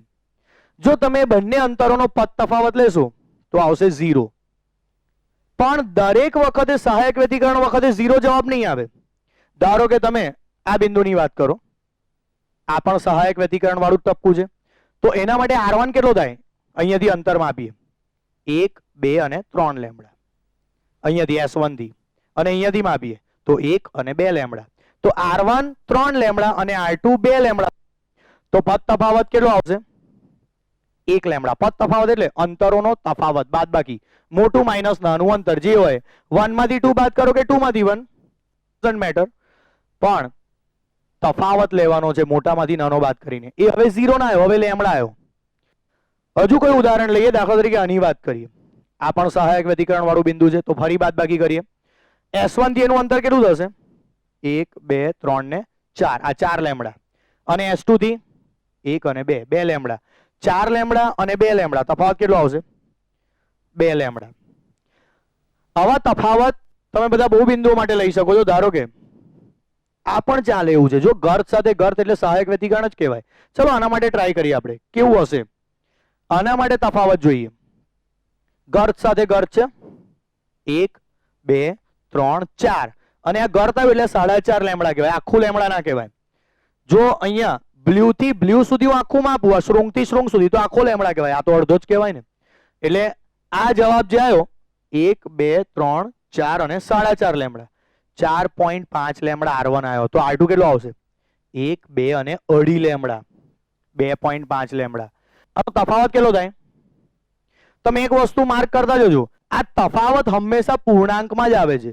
1 લેમ્બડા, 2 લેમ્બડા, હજુ આગળ તમે ગણો તો 3 લેમ્બડા, 4 લેમ્બડા. આ શરત છે. જે બિંદુ પાસે સહાયક વ્યતિકરણ થશે ત્યાં આગળનો પથ તફાવત હંમેશા પૂર્ણાંક લેમ્બડા જ આવશે, n લેમ્બડા. એવું તમે આકૃતિમાં ગમે ત્યાં જુઓ, હું સાબિત કરી શકું છું. કોઈ બી એવું બિંદુ લઈ લો જ્યાં સહાયક વ્યતિકરણ થાય છે, હું આ શરત સાબિત કરીને બતાવું, n લેમ્બડા. હવે તમને બી ખ્યાલ આવી ગયો હશે કે એવું જ થાય. જો સહાયક વ્યતિકરણ થતું હોય આ બિંદુ પાસે તો એવું જ થાય. ધારો કે આ બિંદુ અથવા આ બિંદુ, ગર્ત સાથે ગર્ત પણ સહાયક વ્યતિકરણ કહેવાય. તો એનું અહીંયાથી અંતરમાં આપીએ તો કેટલું થાય ગણો? 1, 2, 3, 4 ને 4.5 લેમ્બડા. તો પહેલું 4.5 લેમ્બડા, તો બીજું અંતર અહીંથી માપો 1, 2, 3 અને 3.5 લેમ્બડા. 4.5 માઇનસ 3.5 કેટલો આવશે? 1 લેમ્બડા. એનો મતલબ જે બિંદુ પાસે સહાયક વ્યતિકરણ થાય છે ત્યાંનો પથ તફાવત. પથ તફાવતનો મતલબ સમજ પડે છે? પહેલા ઉદ્ગમથી એનું અંતર માપવાનું, બીજાથી એનું અંતર માપવાનું, એનો તફાવત. R2 માઇનસ R1 અથવા R1 માઇનસ R2 મોડ લગાવી દો, જેમાંથી જે વાત કરો એ પદ તફાવત હંમેશા પૂર્ણાંક લેમ્બડા જ આવે. અથવા તો જો પદ તફાવત પૂર્ણાંક લેમ્બડા આવે તો તે બિંદુ પાસે ગેરંટીથી સહાયક વ્યતિકરણ જ થયું હોય એમ કહેવાય. આ છે સહાયક વ્યતિકરણ માટેની શરત. અને એ આકૃતિ પરથી તો આપણે સમજ્યા, પણ આપણે ગણતરી પરથી છેલ્લા સાબિત કરવાની જ આખી મેળવવાની છે. પદ તફાવત લાવવાનો છે n લેમ્બડા. એટલે ગણતરી વાળું કામ થોડું બોરિંગ લાગે, એના કરતા તમે આ જોઈને સમજો તો તમને બહુ ઈઝી લાગે. ચોપડીમાં સાબિત કર્યું છે તો આપણે કરવું તો પડશે. પણ તમે આવું કોઈ પણ ઘાટું ટપકું લઈને સાબિત કરી શકો છો. છેલ્લું એક ઘાટું ટપકું આપણે અહીંયા લઈએ, શૃંગ સાથે શૃંગ. અહીંયા ચાલશે ને? શૃંગ જ છે બંનેના. જો તો 1 અને 2, R1 આવશે 2 લેમ્બડા, તો R2 કેટલો આવશે? અહીંથી માપવાનું જ 1, 2, 3, 4 અને 5, 5 લેમ્બડા. તો તફાવત કેટલો આવશે? તમને એક વસ્તુ હવે તમારે સ્વીકારવી જ પડશે કે જ્યાં આવા ઘટતા ટપકા આવશે સહાયક વ્યતિકરણ, ત્યાં પથ તફાવત પૂર્ણાંકમાં જ લેમ્બડામાં આવશે. n લેમ્બડા જ આવશે, પૂર્ણાંક લેમ્બડા. આ એક વ્યાપક શરત છે, સહાયક વ્યતિકરણ માટેની વ્યાપક શરત છે. તો વિનાશક વ્યતિકરણમાં શું થાય? પૂર્ણાંક લેમ્બડા ના આવે. વિનાશક વ્યતિકરણ કોને કહેવાય? જ્યાં શૃંગ સાથે ગર્ત સંપાત થતું હોય. આ લીલા ટપકા, પોલા ટપકા એ બધા દેખાય છે. એકનું શૃંગ હશે ને બીજાનું ગર્ત હશે. એક આખી લીટી ને બીજી તૂટક રેખાવાળી લીટી હશે. તો ત્યાં વિનાશક વ્યતિકરણ પૂર્ણાંક લેમડામાં નહીં આવે. પૂર્ણાંક લેમડામાં સહાયક વ્યતિકરણ માટેનું આ જ શરત છે. એમાં n ની કિંમત 0 1 2 3 ગમે તે હોઈ શકે. 0 પણ ચાલે. તમને ખ્યાલ છે સૌથી પહેલા આપણે ગણ્યું ત્યારે 0 પર તફાવત આવેલો. સૌથી પહેલું આ જ બિંદુ અહીંયાથી પણ 1 2 3 4 ને 5 અને અહીંયાથી પણ 1 2 3 4 ને 5 5 લેમડા જ હતા સ્ટાર્ટિંગમાં બંને. પદ તફાવત 0 થયેલો. એટલે સહાયક વ્યતિકરણ માટે n ની કિંમત તમે 0 1 2 3 અપ ટુ ગમે તે લઈ શકો. 0 પણ ચાલે. આ શરત યાદ રાખજો, 0 પણ ચાલે. કેમ કે એક્ઝેક્ટ S1 S2 થી આ બિંદુનું અંતર બેઉ સાઈડ થી સરખું જ છે. આપણી દોરવામાં થોડી મિસ્ટેક છે. આ નાનું અંતર લાગે છે, આ મોટું છે, પણ 5 લેમડા છે ને બંને. જો લેમડા સરખા હોય તો અંતર પણ સરખું હોય, 5 લેમડા, અને પદ તફાવત 0 થઈ જાય. તો સહાયક વ્યતિકરણની શરતમાં 0 1 2 3 અપ ટુ એવું લખવાનું છે. 0 પણ આવે, 1 2 3 અપ ટુ પણ આવે, પણ પૂર્ણાંકમાં જ આવે. પૂર્ણાંક લેમડા એટલે n લેમડા. હવે વિનાશક વ્યતિકરણની શરત એમાં પૂર્ણાંક ના આવે તો કયું સૂત્ર આવે એ સમજીએ. પહેલા તો આ પોલું ટપકું છે એનું અહીંયાથી અંતર માપીએ. પહેલાથી કેટલું થશે? 1 2 3 અને અડધું 3.5. તો 3.5 લેમડા. તો I2 કેટલો થશે? અહીંયાથી માપો. 1 2 3 4, આખા 4 લેમડા. તો તફાવત 0.5 લેમડા આવશે, જે પૂર્ણાંક નથી. આ લેમડા બાય 2 કહેવાય. એનો મતલબ ત્યાં વિનાશક વ્યતિકરણ થશે. તો આપણે એવા બિંદુઓ શોધી રહ્યા છે હવે જ્યાં વિનાશક વ્યતિકરણ થાય. તો બીજા બધા બહુ જ બતાવ્યા છે. આ રહ્યું આ ટપકું. અહીંયાથી અંતર 1 2 ને અઢી થશે. આ 2.5 લેમડા. અને અહીંયાથી માપીએ તો 1 2 3 ને 4, એટલે આ બીજું અંતર 4 લેમડા. તો તફાવત કેટલો આવશે? 1.5 લેમડા. ખ્યાલ આવે છે? 0.5 લેમડા, 1.5 લેમડા, પછી કયો આવશે? હજુ 2.5 લેમડા, પછી કયો આવશે? 3.5 લેમડા, પછી કયો આવશે? 4.5 લેમડા. એ બધા બિંદુઓ પાસે વિનાશક વ્યતિકરણ જ થાય. તો પદ તફાવતની આ બીજી શરત વિનાશક વ્યતિકરણ માટે વ્યાપક રીતે શું લખાય? n લેમડા બાય 2, 1.5, 3.5, 2.5, 3.5 એવું ના લખાય. n લેમડા બાય 2 ના લખાયેલા. 0.5 n ની કિંમત 2 મૂકીએ તો આખો લેમડા થઈ જાય. જો n લેમડા બાય 2 માં n ની કિંમત 2 મૂકો તો આખો લેમડા થઈ જાય. ના થવું જોઈએ. વ્યાપક સૂત્ર આવશે એકી લેમડા બાય 2. જો 0.5 લેમડા, 1.5 લેમડા, 2.5 લેમડા, આ બધાને કેવી રીતે લખાય ખબર? Lambda by 2, 3 lambda by 2, 5 lambda by 2, 7 lambda by 2, આવી રીતે લખાય. એટલે યસ 2n - 1 લેમડા બાય 2 આ વ્યાપક શરત છે. એકી લેમડા બાય 2, 1 લેમડા બાય 2, આમાં n ની કિંમત 1 મૂકશો તો 1 લેમડા બાય 2, 2 મૂકશો તો 2 દુ 4 માંથી 1 જાય તો 3 લેમડા બાય 2, પછી 3 મૂકશો તો 3 દુ 6 માંથી 1 જાય તો 5 લેમડા બાય 2. આ પરફેક્ટ ફિટ બેસે છે. આ શરત વિનાશક વ્યતિકરણ માટેની છે. સૌથી પહેલા આપણે આ બે શરતો ગોખવાની છે, જે મેં સમજાવી દીધી. કોઈ બી ટપકું લઈને તમે મને પૂછી શકો છો, હું તમને આ જ જવાબ લઈને બતાવીશ. સહાયક હશે તો n લેમડા અને વિનાશક હશે તો 2n - 1 લેમડા બાય 2. આ વિનાશક માટેની શરત છે. પણ હા, આમાં n 0 ના હોય, આમાં n 1 2 3 અપ ટુ જ હોય. આમાં n ની કિંમત 0 મૂકી જ ના શકાય, નહીં તો ઋણ જવાબ આવશે. મોડ લગાવ્યા પછી કઈથી ઋણ જવાબ આવે? પદ તફાવત હંમેશા ધન જ હશે. મોટો માઇનસ નાનો જ કરેલો હશે. તો n ની કિંમત 1 2 3 અપ ટુ આવશે.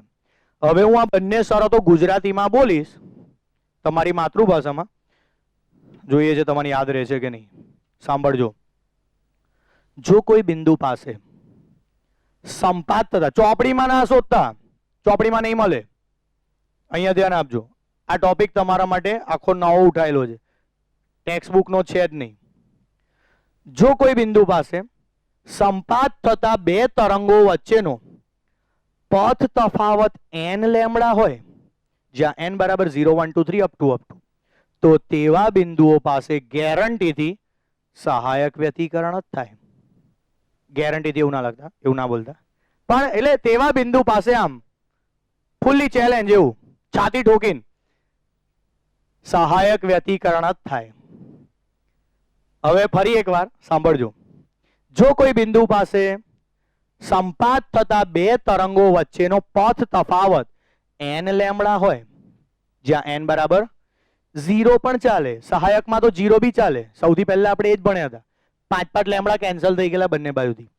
એટલે 0 1 2 3 અપ ટુ શૂન્ય જવાબ બી આવી શકે આમાં. તો તેવા બિંદુઓ પાસે ગેરંટીથી સહાયક વ્યતિકરણ થાય. ફરીવાર હજુ એકવાર સાંભળો. જો કોઈ બિંદુ પાસે આ કાળા જેટલા બી ટપકા દેખાય છે બધા બિંદુઓ પાસે સંપાત થતા બે તરંગો વચ્ચેનો પથ તફાવત n લેમ્ડા હોય જ્યાં n બરાબર 0 1 2 3 અપ ટુ તો તેવા બિંદુઓ પાસે સહાયક વ્યતિકરણ જ થાય. હવે પેલું તમને જાતે બી આવડે. જો કોઈ બિંદુ પાસે સંપાત થતા બે તરંગો વચ્ચેનો પથ તફાવત એકી લેમ્ડા બાય 2 હોય 2n - 1 લેમ્ડા બાય 2 એટલે 1 lambda by 2 3 lambda by 2 5 lambda by 2 એવું 3 લેમ્ડા બાય 2 એટલે 1.5 લેમ્ડા 5 લેમ્ડા બાય 2 એટલે 2.5 લેમ્ડા 7 લેમ્ડા બાય 2 એટલે 3.5 લેમ્ડા એવું. જ્યાં n બરાબર 0 નહીં આવે 1 2 3 અપ ટુ તો તેવા બિંદુઓ પાસે ગેરંટીથી વિનાશક વ્યતિકરણ જ થાય. એવું થાય એટલે મેં એવું કરું, હું બે રીતે સાબિત કરીશ ને. એક તો આકૃતિ પરથી, જે ચોપડીમાં નથી, અને પછી ગણતરી પરથી. ગણતરી પરથી સાબિત કરીશ તારે કેટલાકને વિશ્વાસ આવશે, ત્યાં સુધી કેટલાને નહીં આવે, અને કેટલાને તો આકૃતિ જોઈને જ આમ વિશ્વાસ આવી ગયો હશે, એકદમ આમ શ્રદ્ધા બેસી ગઈ હશે. આહા, શું છે કમ્પ્લીટ સહાયક વ્યતિકરણ, વિનાશક વ્યતિકરણ.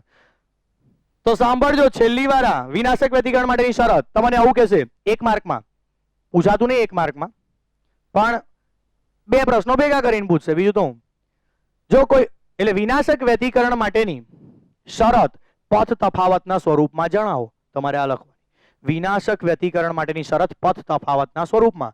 જો કોઈ બિંદુ પાસે સંપાત થતા બે તરંગોનો પથ તફાવત 2n - 1 લેમ્ડા બાય 2 હોય જ્યાં n બરાબર 1 2 3 અપ ટુ તો તેવા બિંદુઓ પાસે વિનાશક વ્યતિકરણ થાય. ગેરંટીથી જ થાય સ્વાભાવિક રીતે, પણ વિનાશક વ્યતિકરણ થાય. પણ આપણે આટલે સુધી આવેલા એ ભૂલવું ના જોઈએ. જો આપણે આ સૂત્રને કંપ વિસ્તારને બદલે તીવ્રતાના સ્વરૂપમાં લખવું હોય તો સમજાવજો. I ચલે છે E સ્ક્વેર, આ પરિણામી તરંગની તીવ્રતા હશે, સરેરાશ તીવ્રતા.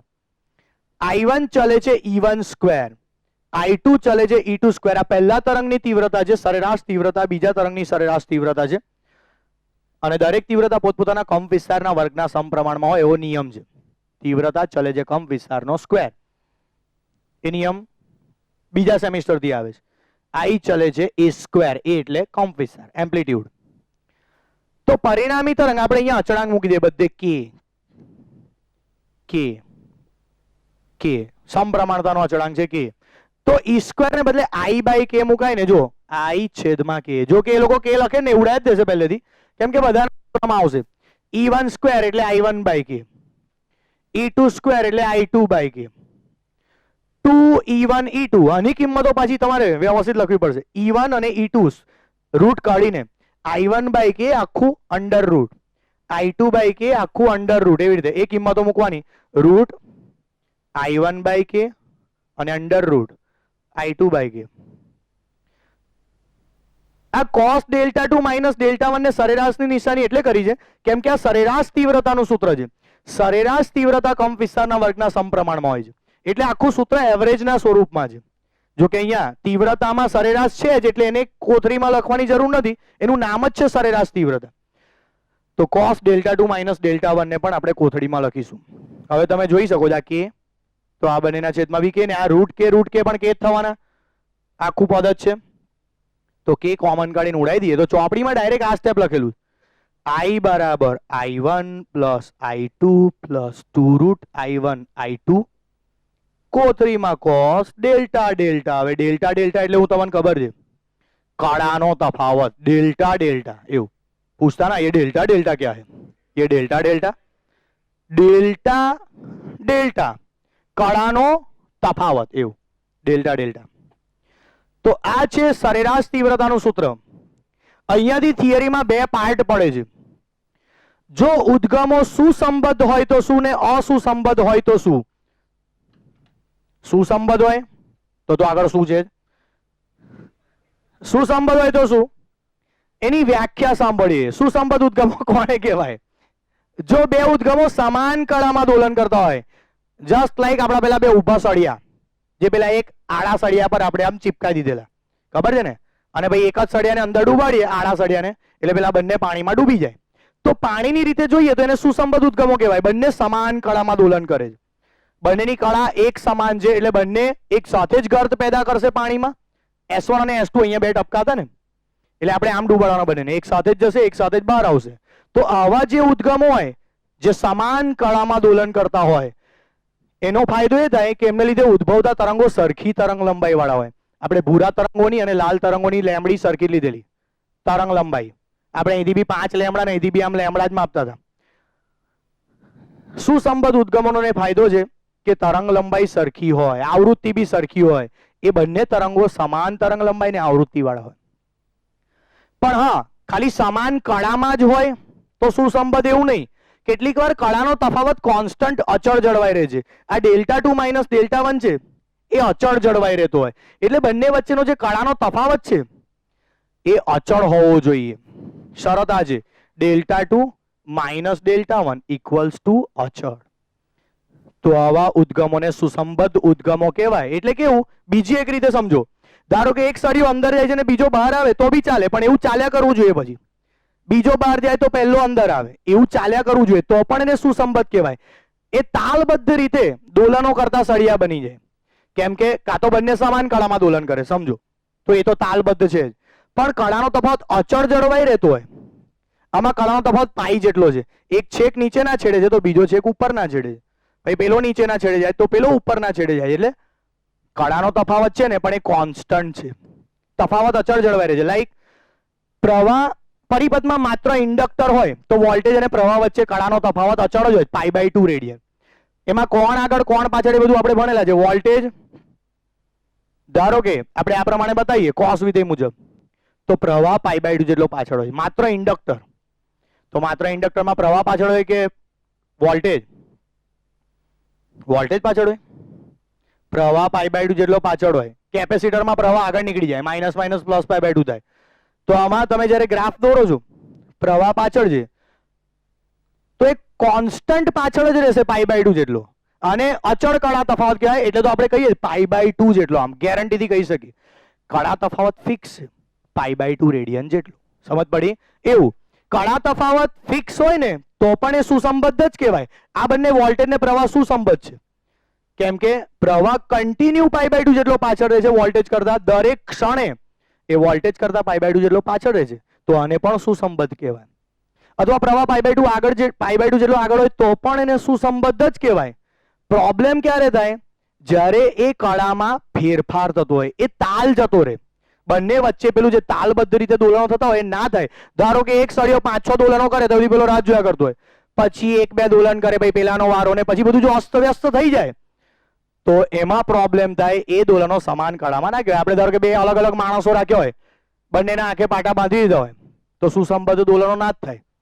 સમજ પડે છે? કેમ કે પેલો સળિયો ડૂબાડે ત્યારે પેલાને તો દેખાતું નહીં, તો જરૂરી નહીં કે પેલો એની રીતે સળિયો ડૂબાડતો હશે, પેલો એની રીતે સળિયો ડૂબાડતો હશે. પેલો થાકી જાય ત્યારે થોડી વાર પાણી મૂકી જશે અંદર, તે વખતે બીજો દોલનો કરાયા કરતો હશે, તો શું એ વખતે ભાઈ તાલ જળવાઈ રહે? ના. એટલે એવા ઉદ્ગમો અસુસંબદ્ધ ઉદ્ગમ કહેવાય. તો અહીંથી આપણો ટોપિક બે પાર્ટમાં વહેંચાશે, જેમાં કળા તફાવત અચળ હોય અને જેમાં કળા તફાવત અચળ ન હોય. આપણી આ ટ્યુબલાઇટો અસુસંબદ્ધ ઉદ્ગમ કહેવાય. એમાંથી નીકળતા તરંગો સમાન કળામાં નથી હોતા, એટલે એમને અસુસંબદ્ધ ઉદ્ગમો કહેવાય. તો સૌથી પહેલા આપણે અસુસંબદ્ધ ઉદ્ગમની વાત કરીએ. શું થાય? અસુસંબદ્ધ ઉદ્ગમો માટે કળાનો તફાવત કોન્સ્ટન્ટ ના હોય, આ બદલાય. અને જો ખૂણો બદલાય તો આ કોસ વિધેય કહેવાય, ધબકતું. ખૂણો બદલાય છે ને એટલે આ કોસ વિધેય કહેવાય. જો કળા તફાવત અચળ ન હોય તો, હું પહેલા વાત કરું છું અસુસંબદ્ધ ઉદ્ગમની. અચળ નથી. Δ2 માઇનસ Δ1 ચલ છે.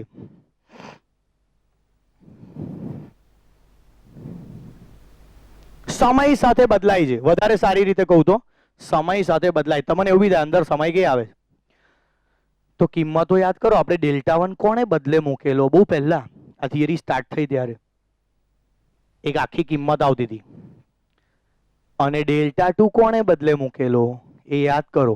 Δ2 આપણે આને બદલે મૂકેલો, છેલ્લા તો પાછું આવ્યું છે. આપણે સરળતા ખાતર Δ1 Δ2 લખેલું સ્ટાર્ટિંગમાં, પાછું આવ્યું ω2t minus K2R2 plus phi two ને પેલો omega 1t minus k1r1 plus 5. હવે દેખાય છે સમય અંદર? હવે સૂત્રમાં સમય છે. ઓમેગા 1 ને ઓમેગા 2 સરખા નથી એટલે બાદબાકી કરીને તમે t કોમન કાઢી શકો, પણ t ને નાબૂદ ના કરી શકો. એવી જ રીતે માઇનસ k2r2 પ્લસ k1r1 માં તો કશું જ બહાર ના નીકળે, કોમન બી ના નીકળે કશું. આમાં તો t બી હતો એટલીસ્ટ.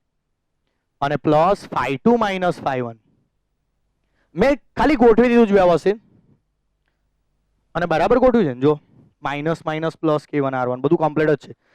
હવે આ સૂત્રમાં તમને t દેખાય છે? એનો મતલબ શું? આ ધબકતું છે, આ ધક ધક ધક ધક થયા કરશે, સમય સાથે લબાકા માર્યા કરશે. આ કોસ વિધેય છે, આને કહેવાય કોસ વિધેય. આ અચળ કોસ નથી. આવો પ્રોબ્લેમ પહેલા બી એક જગ્યાએ આવી ગયેલો, કોસ વિધેય અને ઢોંગી કોસ. વાસ્તવિક પાવરની થિયરીમાં આવતો હતો. વાસ્તવિક પાવર આપણા ટોપિકમાં એસી પરિપથ વાળી થિયરી હતી, એમાં વાસ્તવિક પાવર આવતો હતો. એક આવર્તકાળ પરનું પાવરનું સરેરાશ મૂલ્ય, એમાં બબ્બે કોસ આવતા હતા. એમાં એક કોસનું સરેરાશ મૂલ્ય 0 આવે, ઇન્ટિગ્રેશન, અને બીજો સંકલનની બહાર નીકળે. ખબર છે? બે પદ હતા. બસ એ જ પ્રોબ્લેમ પાછો આવે છે, સુસંબદ્ધ અને અસુસંબદ્ધ. આમાં એ જ પ્રોબ્લેમ છે સેમ. આ કોસ વિધેય છે અને જો તમે એનું સરેરાશ કાઢવા જાઓ તો નિયમ જ છે, એક આવર્તકાળ પર કોસ વિધેયનું સરેરાશ શૂન્ય થાય છે. કોથળીમાં કોસ 0, કોથળીમાં સાઇન 0. યાદ છે એવું બધું? પણ હા, એક આવર્તકાળ પરની કોથળી હોય તો એક આવર્તકાળની કોથળીમાં કોસ અને સાઇન બંને 0, તો પછી આ પદ નીકળી ગયું અને એકદમ સિમ્પલ સૂત્ર મળ્યું. આ છે અસુસંબદ્ધ ઉદ્ગમો માટેનું સૂત્ર, નહીં કે સુસંબદ્ધ. આપણા ક્લાસરૂમમાં ટ્યુબલાઇટને તમે આ નિયમ લગાવી શકો. બે બલ્બ ચાલુ હોય તો એને તમે આ નિયમ લગાવી શકો, કેમ કે બલ્બમાંથી આવતો પ્રકાશ અસુસંબદ્ધ હોય છે. આપણા ક્લાસરૂમમાં 5-5 વોટ પર મીટર સ્ક્વેરની તીવ્રતા વાળા બે બલ્બ ચાલુ કરીએ તો ક્લાસરૂમમાં ટોટલ 10 વોટની તીવ્રતા મળશે પર મીટર સ્ક્વેર. એક સ્વાભાવિક વસ્તુ છે.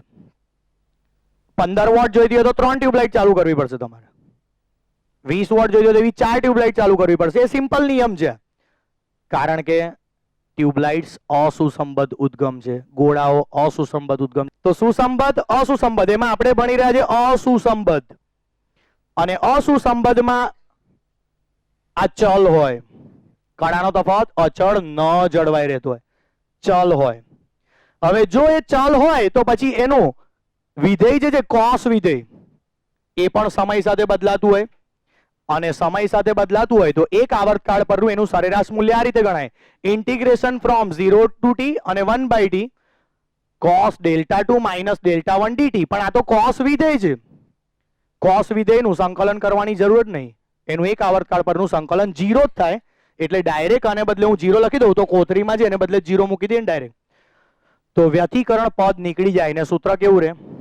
I બરાબર I1 પ્લસ I2. આવું એક સૂત્ર મળે જે આપણા ક્લાસરૂમમાં આનું ઉદાહરણ હાજર છે. અસુસંબદ્ધના ઉદાહરણ બધા બહુ છે. ટ્યુબલાઇટમાંથી આવતો પ્રકાશ, બલ્બમાંથી આવતો પ્રકાશ, એ બધા અસુસંબદ્ધ ઉદ્ગમો છે. સુસંબદ્ધના ઉદાહરણ બહુ ઓછા છે.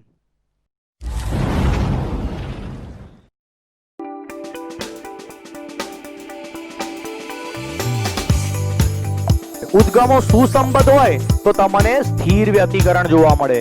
એ ડિઝાઇન એકવાર દિવાલ પર તમને જોવા મળે, જેટલો ભાગ પ્રકાશિત હોય એટલો તમને પ્રકાશિત જ જોવા મળે, જેટલો ભાગ અપ્રકાશિત હોય એટલા ભાગમાં તમને બિલકુલ પ્રકાશ જોવા ના મળે. અને એવું સ્થિર રહે, એવું સ્ટેડી રહે. આપણે એ તો ધીમે ધીમે આગળ પ્રયોગ કરીએ, પાછો પાણી વાળો પ્રયોગ યાદ કરીશું એટલે તમને ખ્યાલ આવશે. અત્યારે આપણે પાછું પેલું વ્યતિકરણ પદ લખી દઈએ, 2 રૂટ I1 I2 ને કોથળીમાં કોસ ડેલ્ટા ડેલ્ટા આ લખી દઈએ. અને હવે પ્રોબ્લેમ એ છે કે આ પદ 0 નહીં થાય. આ વ્યતિકરણ પદ છે એની જાત બતાવશે. હવે તો જોઈએ એને બદલે હવે શું કરવું જોઈએ, આપણે શું લખવું જોઈએ? તો પહેલા તો કળા તફાવત એટલે ડેલ્ટા 2 ને ડેલ્ટા 1 ની કિંમતો. લાસ્ટ ટાઈમ પણ અમે લખીને બતાવેલું. એમાં ડેલ્ટા 2 ની કિંમત કઈ મૂકવાની ને ડેલ્ટા 1 ની કઈ કિંમતો મૂકવાની એ પાછી પહેલેથી યાદ કરવાની. સરળતા ખાતર આપણે આવું લખી દીધું છે. બાકી ખરેખર ડેલ્ટા 2 એટલે આવો હોય, omega 2t k2r2 phi 2 minus k2r2 plus phi 2. આ છે પહેલા તરંગની કુલ કળા, t સમયે કુલ કળા. તો પહેલા તરંગની કુલ કળા ઓમેગા 1t માઇનસ k1r1. આ બીજા તરંગની છે, સોરી, અને પેલી પહેલા તરંગની કળા હશે, કુલ કળા, અને એમનો તફાવત, કળા તફાવત, ને આપણે સૂત્રમાં એનું કોસ હેઠળનું મૂલ્ય લખવાનું છે. વ્યતિકરણ પદમાં આવે છે cos ડેલ્ટા 2 માઇનસ ડેલ્ટા 1. તો cos જોડે રેજો રાજ omega 2t minus omega 1t જોડે લખીએ તો સારું રહે ને, t કોમન નીકળે, t કોમન નીકળે, omega 2 minus omega 1 into t, minus k2 r2 ને minus minus plus k1 r1 લખાય ને આવું. આ બંને બી જોડે રાખીએ, ગોળા ગોળા અલગ, ગધેડા ગધેડા અલગ, વત્તા phi 2 માઇનસ phi 1 અલગ. એનું પાછું કોસ હેઠળનું મૂલ્ય, આ તો આખું કળા તફાવત છે, આ ડેલ્ટા 2 માઇનસ ડેલ્ટા 1 ની કિંમત છે. એનું કોસ હેઠળનું મૂલ્ય શોધીને અહીંયા તમારે મૂકવું પડે, અને એ હવે 0 નહીં હોય, હવે અચળ હશે, અને અચળનું સરેરાશ 0 ના થાય. કોસ વિધેય હોય, કોતરીમાં કોસ વિધેય હોય તો જવાબ 0 આવે, પણ કોતરીમાં કોસ 45 હોય તો ભાઈ તમે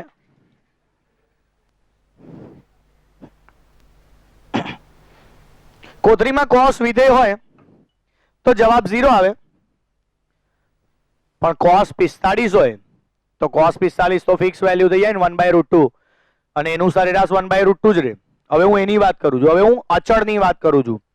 સુસંબદ્ધ ઉદ્ગમોની વ્યાખ્યા બી એવી છે, જે બે ઉદ્ગમોના દોલનોની કળાનો તફાવત અચળ જળવાઈ રહેતો હોય એવા ઉદ્ગમોને સુસંબદ્ધ ઉદ્ગમો કહેવાય છે. એમાંથી નીકળતા તરંગો સરખી તરંગ લંબાઈ વાળા હોય, એમાંથી નીકળતા તરંગો સમાન આવૃત્તિ વાળા હોય છે, એવા ઉદ્ગમોને સુસંબદ્ધ ઉદ્ગમો કહેવાય છે, જેમાં કળા તફાવત અચળ જળવાઈ રહે. જોઈએ, પહેલા આપણે phi 1 phi 2 ને કાઢીએ, નડ્યા કરે છે, એ નકામું છે. અહીંયા લખ્યું ને તારે જ મને ખબર હતી આ કિંમતો કે આ બહુ નડવાનું છે, કેમ કે તરંગ સમીકરણમાં આપણે ઓમેગા ટી માઇનસ kx લખીને એટલે જ છોડી દઈએ છીએ, પ્રારંભિક કળા એમાં 0 જ લઈ લઈએ છીએ, નથી લખતા.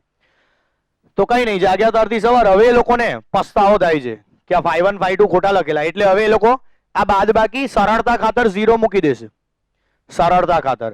એવું ધારી લીધું કે બંને ઉદ્ગમો પ્રારંભમાં એક જ જગ્યાએથી દોલનની શરૂઆત કરે છે. ધારો કે બેઉ સળિયાને ઉપરથી દોલનની શરૂઆત કરાવીએ છીએ તો બંનેની કળા π/2 જ કહેવાય, પછી બંને એક સાથે જ દોલનો સ્ટાર્ટ કરે છે, ગમે તે. ટૂંકમાં એક સળિયો જો ઉપરના છેડેથી દોલન સ્ટાર્ટ કરશે તો બીજો પણ, એક મધ્ય બિંદુથી સ્ટાર્ટ કરશે તો બીજો પણ, અને એક નીચેથી સ્ટાર્ટ કરશે દોલનની શરૂઆત તો પેલો બી નીચેથી સ્ટાર્ટ કરશે. એવું કંઈક વિચારી લઈએ તો થોડું ઈઝી પડે. બંને સળિયાને આપણે દોલનો કરાવવાના છે, પણ એનો મતલબ જો કામ તમારે બહુ આસાન બનાવવું હોય તો આ બે સમાન કળામાં, પ્રારંભમાં બંને સમાન કળામાં છે એમ ધારવું પડે. ભલે કળા તફાવત હોય, આ થોડો વહેલો સ્ટાર્ટ કરશે, પછી આના દોલનની શરૂઆત થશે, જે હોય, પણ બંને શરૂઆત એક જ બિંદુથી કરશે, ઉપરના તો ઉપરના અને નીચેના તો નીચેના, એવું ફિક્સ. એવું કરવાથી 3 પદના ભારમાંથી આપણે નીકળી જઈએ, 2 જ પદ રે, આ નાબૂદ થઈ જાય. આ બધું સરળતા ખાતર. જેવું ના કરે તો તમારે છેક ઉદિયા લખ્યા કરવું પડે, બીજું કઈ નહીં. તો આપણને તો એવું ગમશે, આપણને તો એવું ગમશે કે બધું જ કાઢ નાખે, બીજું ને પહેલું પદ બી કાઢ નાખે ને તો આપણને બહુ ગમે, સારું લાગે. આપણે આની ગણતરી કરવાની, આ કળા તફાવત છે, આ ડેલ્ટા 2 માઇનસ ડેલ્ટા 1 છે, પણ સરળતા ખાતર phi 1 બરાબર phi 2 લીધા છે, કારણ કે લખી દઉં છું, બેઉની પ્રારંભિક કળા સમાન. હવે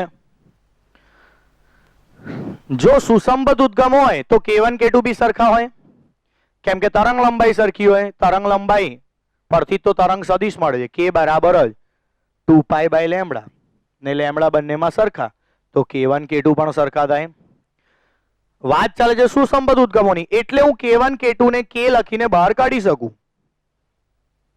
બ્રેકેટમાં રહેશે r1 minus r2. r1 r2 સરખા નહીં હોય, r1 r2 પદ તફાવત છે, ગઈકાલે s1 થી અને s2 થી માપેલા અંતરો છે. s1 થી અને s2 થી પડદા પરનું અહીંનું કોઈ બિંદુ,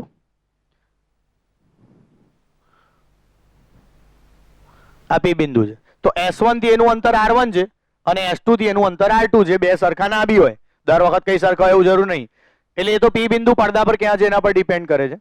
અહીંયા બી હોઈ શકે, અહીંયા બી હોઈ શકે, મોટે ભાગે તો સરખા નહીં જ હોય. આમાં s1 થી અંતર મોટું હશે તો s2 થી નાનું હશે, જે સમજો એ. તો આપણે એ બધું સમજી શકીએ. ખાલી k ને બહાર કાઢવાનો છે. r1 માઇનસ r2 ને તો કહેવાય છે પથ તફાવત. ડેલ્ટા 2 માઇનસ ડેલ્ટા 1 કળા તફાવત છે, પણ એમાં આટલો જે ભાગ છે r1 માઇનસ r2 એને કહેવાય છે પથ તફાવત. અને પદ તફાવત n લેમડા જેટલો હોય જો સહાયક વ્યતિકરણ થાય તો, આપણે બધી શરતો ભણેલા.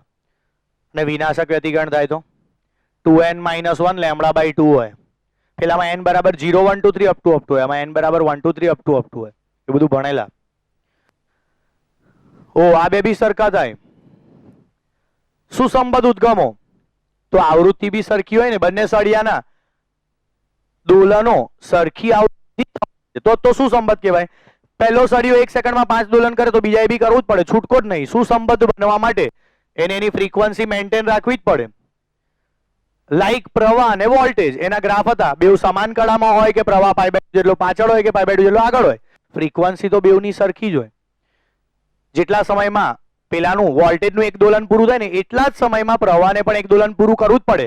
હા, પાછળ રે પ્રવાહ એ વસ્તુ અલગ છે, પણ ટાઈમ ટુ ટાઈમ કામ કરવું પડે. નહીં તો કળા તફાવત પછી મેન્ટેન ના રહે, π/2 જેટલો જળવાઈ ના રહે. તો π/2 જેટલો કળા તફાવત અચળ જાળવવા માટે વોલ્ટેજ જેટલા સમયમાં એનું એક દોલન પૂરું કરે, એનું એક શું કહેવાય મેથ્સની ભાષામાં, એનું એક આવર્તમાન પૂરું કરે, એટલા સમયમાં પ્રવાહને પણ એનું એક આવર્તમાન પૂરું કરવું જ પડે એવું. તો પછી ω1 ને ω2 પણ સરખા થઈ જાય સુસંબદ્ધ ઉદ્ગમોમાં, તો આ પદ નીકળી જાય, સમયથી સ્વતંત્ર થઈ જાય, આ પદ 0 થઈ જાય.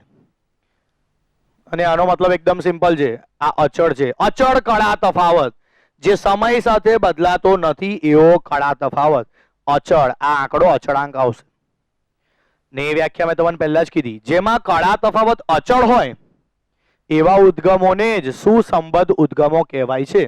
વ્યાખ્યામાં એવું જ બોલવાનું. સુસંબદ્ધ ઉદ્ગમ કોને કહેવાય? જે બે ઉદ્ગમોના દોલનની કળાનો તફાવત અચળ જળવાઈ રહેતો હોય. સમાન કળામાં હોય તો કળા તફાવત 0 હશે, એ તો અચળ હશે જ, એનું તમે ટેન્શન ના લો. સમાન કળા હોય તો બી કળા તફાવત તો અચળ જ રહેશે ને, 0 કોન્સ્ટન્ટ. 0 કોન્સ્ટન્ટ રહેશે બંને વચ્ચે. પણ જો 0 ના હોય તો બી ચાલે, પણ એ અચળ જળવાઈ રહેવો જોઈએ. ધારો કે એક સળિયો બીજા સળિયા કરતા π/2 જેટલો પાછળ છે તો એ છેક સુધી પાછળ જ રહેવો જોઈએ π/2 જેટલો. એનો મતલબ કળા તફાવત કોન્સ્ટન્ટ. અને પહેલો સળિયો એના કરતા π/2 જેટલો આગળ છે તો એ આગળ જ રહેવો જોઈએ છેક સુધી, જ્યાં સુધી તરંગો ઉદ્ભવે છે બંનેના ત્યાં સુધી. તો પછી આ કળા તફાવત અચળ કહેવાય. અચળ કળા તફાવત હોવાથી તો લોચો છે. હવે આનું જો સરેરાશ કાઢીએ તો 0 ના આવે ને, કેમ કે આ ધબકતો કોસ નહીં, જે એને ધબકતો રાખતો તો એનું હાર્ટ હતું આ ટી, એ જ સૂત્રમાં નહીં. જો એનો મતલબ એવો કે આ કોસ વિધેય નથી, આ ડોંગી કોસ છે, અચળાંક છે. ડોંગી કોસ કે કોસનું ખાલી માસ્ક પહેરેલું છે, બાકી છે તો એક આંકડો 1/√2. 1/√2 કોસનું માસ્ક પહેરી લે તો કોસ 45 જેવો દેખાય, એટલે લાગે કોસ પણ હોય એ અચળાંક 1/√2. એવું કંઈક છે. આ એક અચળાંક છે અને આનું સરેરાશ આટલું ને આટલું જ આવવાનું છે. આનું સરેરાશ 0 ના આવે, અચળનું સરેરાશ અચળ જ રહે.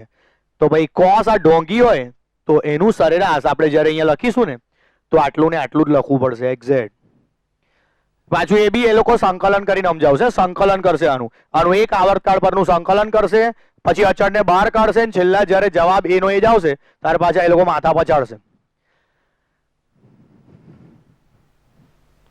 એ લોકોની લીલા પણ અપરંપાર છે. જો એ લોકો પાછું આવું બી ગણીને બતાવે. આનું સંકલન કરે એક આવર્તકાળ પરનું, એને ટી વડે ભાગે ને પછી આને અચળ સમજીને બહાર કાઢ લે. લા બહાર જ કાઢવું તો ગણે હું કરવા, કેમ કે ઇન્ટિગ્રેશન dt તો ટી થાય, ઉપલી માઇનસ નીચલી કરીએ તો આ બે ઉડી જવા, તો એનો એ જ જવાબ આવવાનો. અચળનું સરેરાશ અચળ એવું ડાયરેક્ટ ના ખબર પડે, એના માટે સંકલન કરવાની જરૂર છે. અચળનું સરેરાશ એનું એ જ રહે, તો જેનું સંકલન કરે છે એનો એ જ જવાબ પાછો લાવે છે અને પછી આપણને શીખવાડે છે અહીંયા એ મૂકવાનું. આ વ્યતિકરણ પદમાં અહીંયા કોસની આ કિંમત મૂકવાની, cos k r1 - r2. તમે જોઈ શકો છો કે મજાકમાં આપણે 3 માંથી 2 પદ કાઢી નાખ્યા. એક તો ϕ1 ϕ2 સરખા છે એટલે ઉડાઈ દીધા, અને ω1 ω2 બી સરખા છે એ બી ઉડી ગયા. નસીબ છે કે k1 k2 હરખા હતા તો બી ઉડ્યા ને, કોમન નીકળ્યા, કેમ કે r1 r2 અલગ અલગ હતા ને.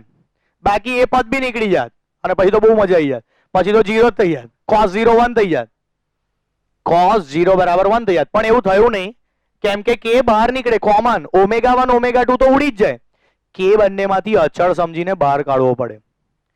તો આ કિંમત આપણે આને બદલે મૂકીએ ને પછી આગળનું આખું સાદું રૂપ આપીએ જે અંદર આપેલું છે, તો પછી હું તમને પેલી 4 શરતો પાછી મેળવીને બતાવી શકું ગણતરીથી, મેથ્સના નિયમ મુજબ એ 4 શરતો આપણે સાબિત કરી શકીએ. તો તમે ટાઇટલ લખો સુસંબદ્ધ ઉદ્ગમ.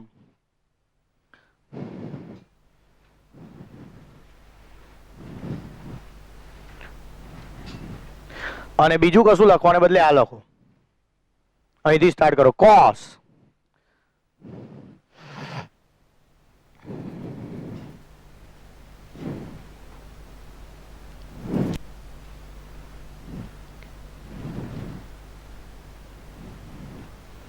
કોસ કણા તફાવત બરાબર. સરેરાશ કાઢવાની મને જરૂર નહીં લાગતી, કેમ કે એનું એ જ આવવાનું છે, એટલે આપણે આવું જ લખીએ. કોથળીમાં કોસ નહીં લખતા, આપણે છૂટો જ લખીએ. ડેલ્ટા 2 ની કિંમત મૂકો, ડેલ્ટા 1 ની કિંમત મૂકો. જૂની કિંમતો યાદ કરો બધી.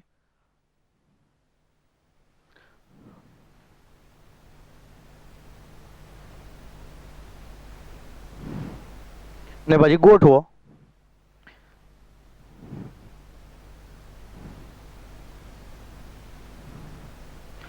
વ્યવસ્થિત આમ ગોઠવો, કોઈને સારું લાગે આમ.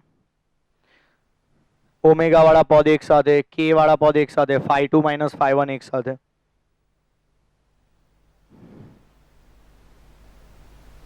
K1 R1 આગળ આવશે.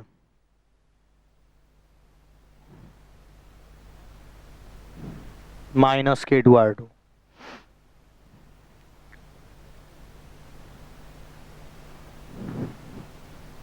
હવે આવું લખ્યા પછી φ1 બરાબર φ2. સરળતા ખાતર ક્લિયર કરું છું, આવું દર વખત ના હોય, પણ ઈઝી બનાવવા. બની શકે બંને સળિયા અલગ અલગ જગ્યાથી બી દોલનની શરૂઆત કરતા હોય, પણ આપણે થોડું ઈઝી બનાવીએ ને તમારા માટે. તમારા માટે ઈઝી બનાવીએ છીએ આપણે. φ1 φ2 સરખા લઈ લઈએ છીએ, એટલે આ ડાગરું નીકળી જાય એટલું. ફળી સુસંબદ્ધ ઉદ્ગમો માટે ઓમેગા 1 બરાબર ઓમેગા 2 અને K1 બરાબર K2 બરાબર K. ઓમેગા 1 ઓમેગા 2 પણ સરખા થાય, આવૃત્તિ સરખી, અને કોણીય આવૃત્તિ એટલે સરખી જ થાય. તરંગ લંબાઈ સરખી એટલે તરંગ સદિશ સરખો થાય. પછી શું બચે છે જુઓ.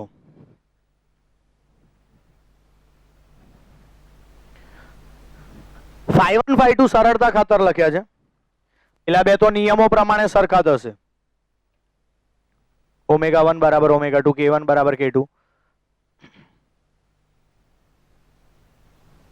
ખાલી આટલું જ રહેશે. જે સમય સાથે અચળ છે, બદલાતું નથી, ઇક્વલ્સ ટુ અચળ એવું લખી દો. આ જ છે સુસંબદ્ધ ઉદ્ગમોની વ્યાખ્યા. વ્યાખ્યા યાદ રાખો.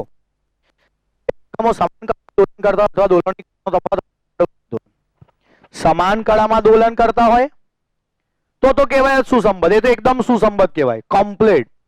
પણ દોલનોની કળાનો તફાવત કોન્સ્ટન્ટ જળવાઈ રહેતો હોય તો પણ એને સુસંબદ્ધ કહેવાય. બે માંથી એક સળિયો કાયમ માટે π/2 જેટલો પાછળ જ રહેતો હોય ને કન્ટિન્યુ π/2 જેટલો પાછળ રહેતો હોય તો પણ એને સુસંબદ્ધ કહેવાય. સમજ પડે છે? એટલે કળાનો તફાવત અચળ જળવાઈ રહેવો જોઈએ, તો એવા ઉદ્ગમોને સુસંબદ્ધ ઉદ્ગમ. સમાન કળામાં તો સવાલ જ નહીં. સમાન કળામાં દોલન કરીને કોઈ પૂછે આ સુસંબદ્ધ કે અસુસંબદ્ધ, તો કોઈ મૂર્ખો જ જવાબ આપે અસુસંબદ્ધ. એવો સ્વાભાવિક વસ્તુ છે. એ સમાન કળામાં જ છે, પણ દોલનોની કળાનો તફાવત બી જોવાનો છે. જો એ કોન્સ્ટન્ટ રહેતો હોય છેક સુધી તો એને અસુસંબદ્ધ ના કહેવાય, એને સુસંબદ્ધ જ કહેવાય. અસુસંબદ્ધ એકદમ ઠેકાણા વગર ના હોય, કોઈ તાલમેલ કશું ના હોય. તો અહીંયા આજે અચળ સાબિત કર્યો છે, એનો ફાયદો થશે. કોથળીમાં કોસ ડેલ્ટા 2 માઇનસ ડેલ્ટા 1 એટલો જ આવશે, હું ગણું નહીં, આટલો જ. કેમ કે આનું એક આવર્તકાળ પર સંકલન કરીને પાછું ટી વડે ભાગવાથી કોઈ જવાબ બદલાવાનો નથી, આનો આ જ રહેવાનો છે. હું આ ગણવાનો નથી તો લખી દો. તેથી સરેરાશ કોસ ડેલ્ટા 2 માઇનસ ડેલ્ટા 1 બરાબર કોસ કે બ્રેકેટમાં R1 માઇનસ R2. અમુક વસ્તુ ડાયરેક્ટ હારી લાગેલા, જે રીતે કોથળીમાં કોસ વિધેય હોય તો 0 મૂકે, જે રીતે કોથળીમાં કોસ અચળાંક હોય તો અચળ બેઠો જ લખવાનો હોય, એનું પાછું સરેરાશ કાઢવાનું ના હોય. અચળનું સરેરાશ એનું એ જ આવે, હોય જ ઉપર દેખાય છે એ જ કિંમત રિપીટ થાય. લાઈક 1/√2 5 વખત લખી આપું તમને અને ભાઈ કહું આનું સરેરાશ કાઢો, તો સરેરાશ કાઢનારો મૂર્ખો કહેવાય. એ 1/√2 જ રહેવાનું છે. કેટલા હોય પાછા 5 વખત અવલોકનોનો સરવાળો કરે, 5 વડે ભાગે, એવું ચોપડી વાળા કરે છે. ચોપડી વાળા આનું સંકલન કરે છે એનો મતલબ સમજ પડે છે? એ લોકો આવું જ કરે છે, અવલોકનોનો સરવાળો કરે છે ને અવલોકનોની સંખ્યા વડે ભાગે ને કિંમતો બધી એકની એક જ છે અચળ, અને એનું એ લોકો સરેરાશ કાઢીને તમને બતાવે છે. એવું બતાવે ને તો એવું બધું નહીં જોવાનું, તમારે ડાયરેક્ટ જ લખવાનું હોય, કેમ કે એટલી તો આપણામાં બુદ્ધિ છે લા, એવું મને લાગે છે, એવું હું ગેસ કરું છું, એવું માનું છું કે એટલું તો તમને સમજ પડે કે અચળનું સરેરાશ અચળ જ રહે. અને કોસ વિધેય હોય, જો આ ધબકતો હોત અને સૂત્રમાં ટી રહી ગયો હોત ને તો 0 આવત, જે આપણે અસુસંબદ્ધમાં લખ્યો. અસુસંબદ્ધમાં આપણે આ સરેરાશની કિંમત 0 જ લખેલી. હવે આપણે સરેરાશની કિંમત 0 નહીં લખી શકીએ. લખો therefore I બરાબર I1 plus I2 plus 2√I1 I2.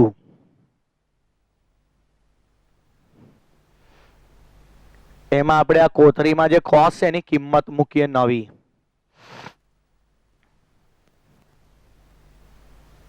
આ કિંમત cos કે R1 માઇનસ R2.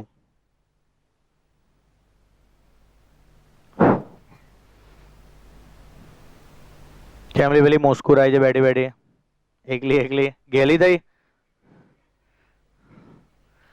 બાજુવાળી તો બિચારી સિન્સિયરલી લખે છે, એવી જ અસર કરે.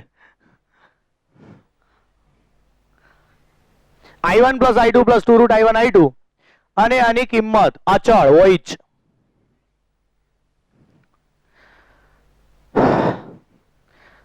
જો તમારા માટે એ લોકોએ થિયરી કેટલી સરળ બનાવી છે.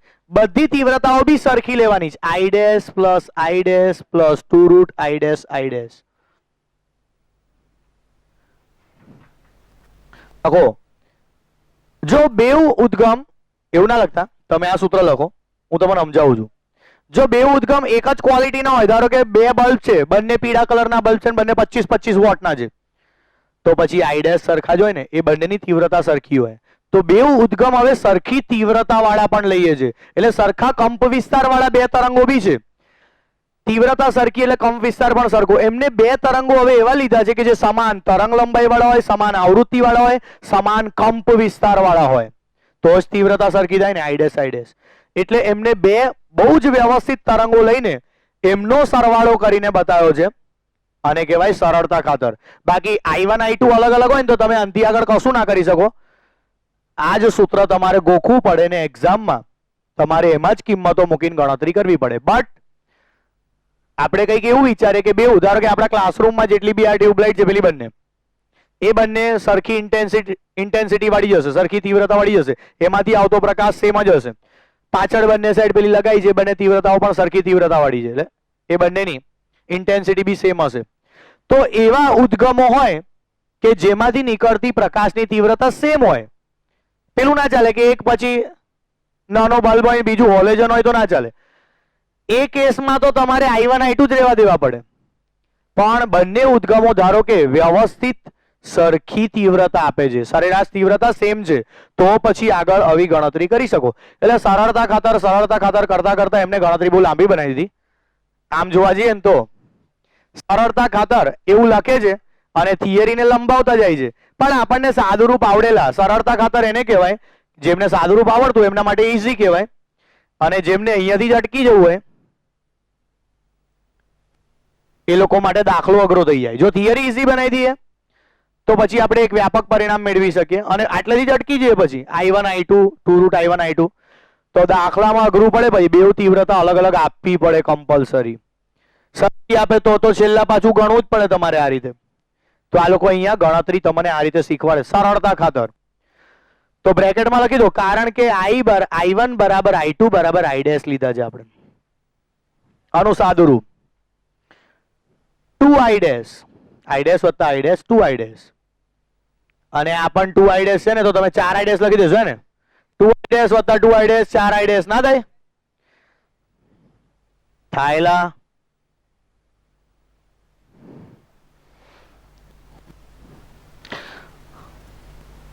હું લખું તો મારી જોડે અડધા લખી નાખે. સ્માર્ટ લોકો ના લખે. 2i ડેશ વત્તા 2i ડેશ cos કે r1 r2. પણ 2i ડેશ કોમન તો નીકળે ને, સરવાળો ના થાય. કાઢો તો કોમન. 1 પ્લસ cos કે r1 માઇનસ r2.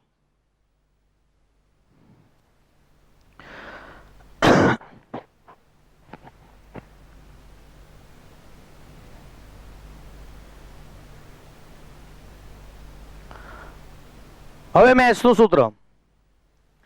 મેથ્સનું સૂત્ર 1 plus cos theta 2 cos square theta by 2. અંદર ખોટું છે. 1 પ્લસ cos 2 થીટા હોય તો 2 cos સ્ક્વેર થીટા. આવું એક સૂત્ર છે જો. સ્ક્વેર થીટા બરાબર 1 પ્લસ cos 2 થીટા બાય 2. આવું એક સૂત્ર છે. આવી ગયું છે. પહેલા સાઇન સ્ક્વેર હોય તો અહીંયા માઇનસ આવે. 1 માઇનસ cos 2 થીટા બાય 2. આવા બે સૂત્ર છે. એ સૂત્ર લગાવવાનું. પણ અહીંયા 2 થીટા ને બદલે જો એક જ થીટા હોય તો અહીંયા અડધું કરવું પડે ને. ટૂંકમાં ડાબી બાજુ 4 થીટા હોય તો અહીંયા 2 થીટા મૂકવા પડે. અહીંયા 8 થીટા હોય તો અહીંયા 4 થીટા મૂકવા પડે. તો અહીંયા એક જ થીટા હોય તો તમારે અહીંયા અડધો થીટા બાય 2. આ સૂત્ર મુજબ 1 પ્લસ cos થીટા થાય 2 cos સ્ક્વેર થીટા બાય 2. 2 ચોપડીમાં લખવાનું રહી ગયું છે. એ લોકોએ સૂત્ર આપ્યું છે પણ એમાં 2 જ નહીં લખ્યો. અહીંયા આપણે એ સૂત્ર લગાવવાનું છે. સરળતા ખાતર 1 plus cos theta 2 cos square theta by 2.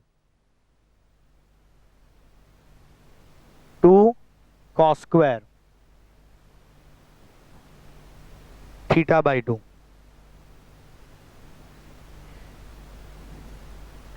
હવે તો 4i ડેશ થશે. જા ઉડાઈને તેલા બે બે. આ 4i ડેશ થાય. 4i ડેશ cos સ્ક્વેર કે r1 માઇનસ r2 બાય 2. અને હજુ સરળતા ખાતર આને આપણે i0 કહી દઈએ. i બરાબર i0.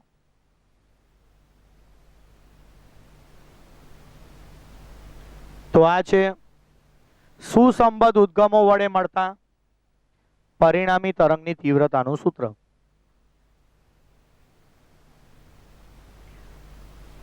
I એટલે બેવ તરંગો અથડાવશે ત્યારે જે પરિણામી તરંગ મળશે એની ઇન્ટેન્સિટી છે. એનું આ સૂત્ર છે. જો બંને ઉદ્ગમો સુસંબદ્ધ હોય તો કંઈક આવું પરિણામ મળશે. I બરાબર I0 cos સ્ક્વેર કે R1 માઇનસ R2 બાય 2. આટલે સુધી થિયરી તમારે વાંચી લેવાની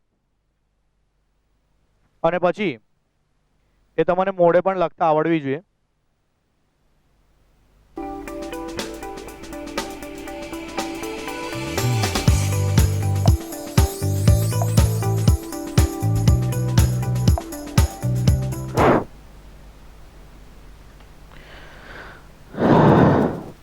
તો હવે આપણે પેલી 4 શરતો મેળવી શકીએ. ગણતરી હવે એકદમ સિમ્પલ થઈ જાય. આ તીવ્રતાનું સૂત્ર જુઓ. જો સહાયક વ્યતિકરણ થશે તો તીવ્રતા મેક્સિમમ બનશે. વિનાશક વ્યતિકરણ થશે તો પ્રકાશની તીવ્રતા 0 બની જશે, મિનિમમ બની જશે. પેલા લોકો પછી લખો બાબા ટાઈમ પતી ગયો બેટા લખવાનો. બેલ પડી ગયો. જીપ આવી ગઈ છે બહાર સ્કોડ વાળાની સપ્લિમેન્ટરી લેવા. હવે અહીંયા ધ્યાન રાખજે. આ જે સૂત્ર છે એમાં આ ખૂણો એના પર બધો દારો મદાર હોય છે. આના પર બધો સટ્ટો છે જે કઈ છે. કેમ કે એ ખૂણો કદાચ 90 ડિગ્રી થઈ જાય કોઈ કારણસર, એ ખૂણો 90 ડિગ્રી થઈ જાય તો ભાઈ cos ની કિંમત ત્યાં 0 થઈ જશે. એવી જગ્યાએ તીવ્રતા 0 આવશે. અને એ જ ખૂણો 180 થઈ જાય તો cos ની કિંમત મહત્તમ થઈ જાય ને. cos 180 -1 થાય પણ એનો સ્ક્વેર પાછો +1 જ થવાનો છે. તો ખૂણા પર બધો આધાર છે. હવે એ સમજવા માટે એકમ વર્તુળ પર આવીએ. એકમ વર્તુળ એની કમ્પ્લીટ વ્યાખ્યા તો આવી છે તમને ખબર છે. જેનું કેન્દ્ર ઉગમ બિંદુ હોય ને જેની ત્રિજ્યા 1 મીટર હોય એક એકમ હોય એવા વર્તુળને એકમ વર્તુળ કહેવાય. તો કેન્દ્ર પર ઉગમ બિંદુ 0 0 લખેલું છે. 1 0 માઇનસ 1 0 એ યામ છે. એમાં જે લાલ લાલ યામ દેખાય છે બધા કોસ છે. એવી જ રીતે 0 1 0 માઇનસ 1 છે. બધા જે ભૂરા ભૂરા તમને દેખાય છે બધા સાઇન છે. આપણને જરૂર ખાલી કોસની જ છે, કેમ કે સૂત્રમાં કોસ સ્ક્વેર આવે છે. તો હમણાં હું સાઇનની વાત નહીં કરું, નહીં તો કેટલા લોકો ભગવાયા કરશે પાછા. તો આપણે ખાલી કોસ વાળી જ કિંમતો રાખી છે. લાલ લાલ કિંમતો જ જોજો તમે, એના પર જ ધ્યાન આપજો. એટલે લાલ કિંમતો પર ધ્યાન રાખવી પડે એવું, નહીં તો લાલ થઈ જાય. એની મદદથી આપણે હવે આ સમજાવીશું કે કઈ કઈ જગ્યાએ તીવ્રતા મહત્તમ હોય, કયા કયા એવા ખૂણા છે. તો જો આ બે જગ્યાએ કોસની કિંમત મહત્તમ થાય છે, 1 અને -1. બેવને મહત્તમ એટલે ગણીશું કેમ કે સૂત્રમાં કોસ સ્ક્વેર છે ને. -1 હશે તો બી સ્ક્વેર તો +1 જ થઈ જવાનો છે ને. કહેવાનો મતલબ જો ખૂણા એવા હોય કે જેથી કોસની કિંમત +1 કે -1 મળે તો તીવ્રતા એવી જગ્યાએ મહત્તમ હોય. અને એવા ખૂણા કયા કયા? 0, 180 એટલે પાઈ, 360 એટલે 2 પાઈ. અહીંયા 0 આવશે, અહીંયા પાઈ, પાછું ફરીને અહીંયા આવીએ એટલે 360 2 પાઈ, પછી અહીંયા પાછું 3 પાઈ, અહીંયા 4 પાઈ. એટલે આમ જોવા જઈએ તો અહીંયા બધા બેકી પાઈ આવશે. 0 2 4 6 8 પાઈ બેકી પાઈ, અહીંયા બધા એકી પાઈ આવશે. પાઈ 3 પાઈ 5 પાઈ 7 પાઈ. એ સ્વાભાવિક છે, એવું થાય જ. તમે અહીંયાથી ઉમેરતા જાઓ, પાઈ પાઈ ઉમેરતા જાઓ તો આ બાજુ બધા બેકી પાઈ આવે, આ બાજુ બધા એકી પાઈ આવે. પણ એ બંને જગ્યાએ કોસની કિંમત 1 થવાની છે, +or-1. પણ સૂત્રમાં તો સ્ક્વેર છે ને. તો જો ખૂણા આ બે હોય, પાઈ 2 પાઈ 3 પાઈ 4 પાઈ 5 પાઈ 6 પાઈ 7 પાઈ 8 પાઈ 9 પાઈ, ગમે તે પાઈ, એકી પાઈ કે બેકી પાઈ, ગમે તે પાઈ.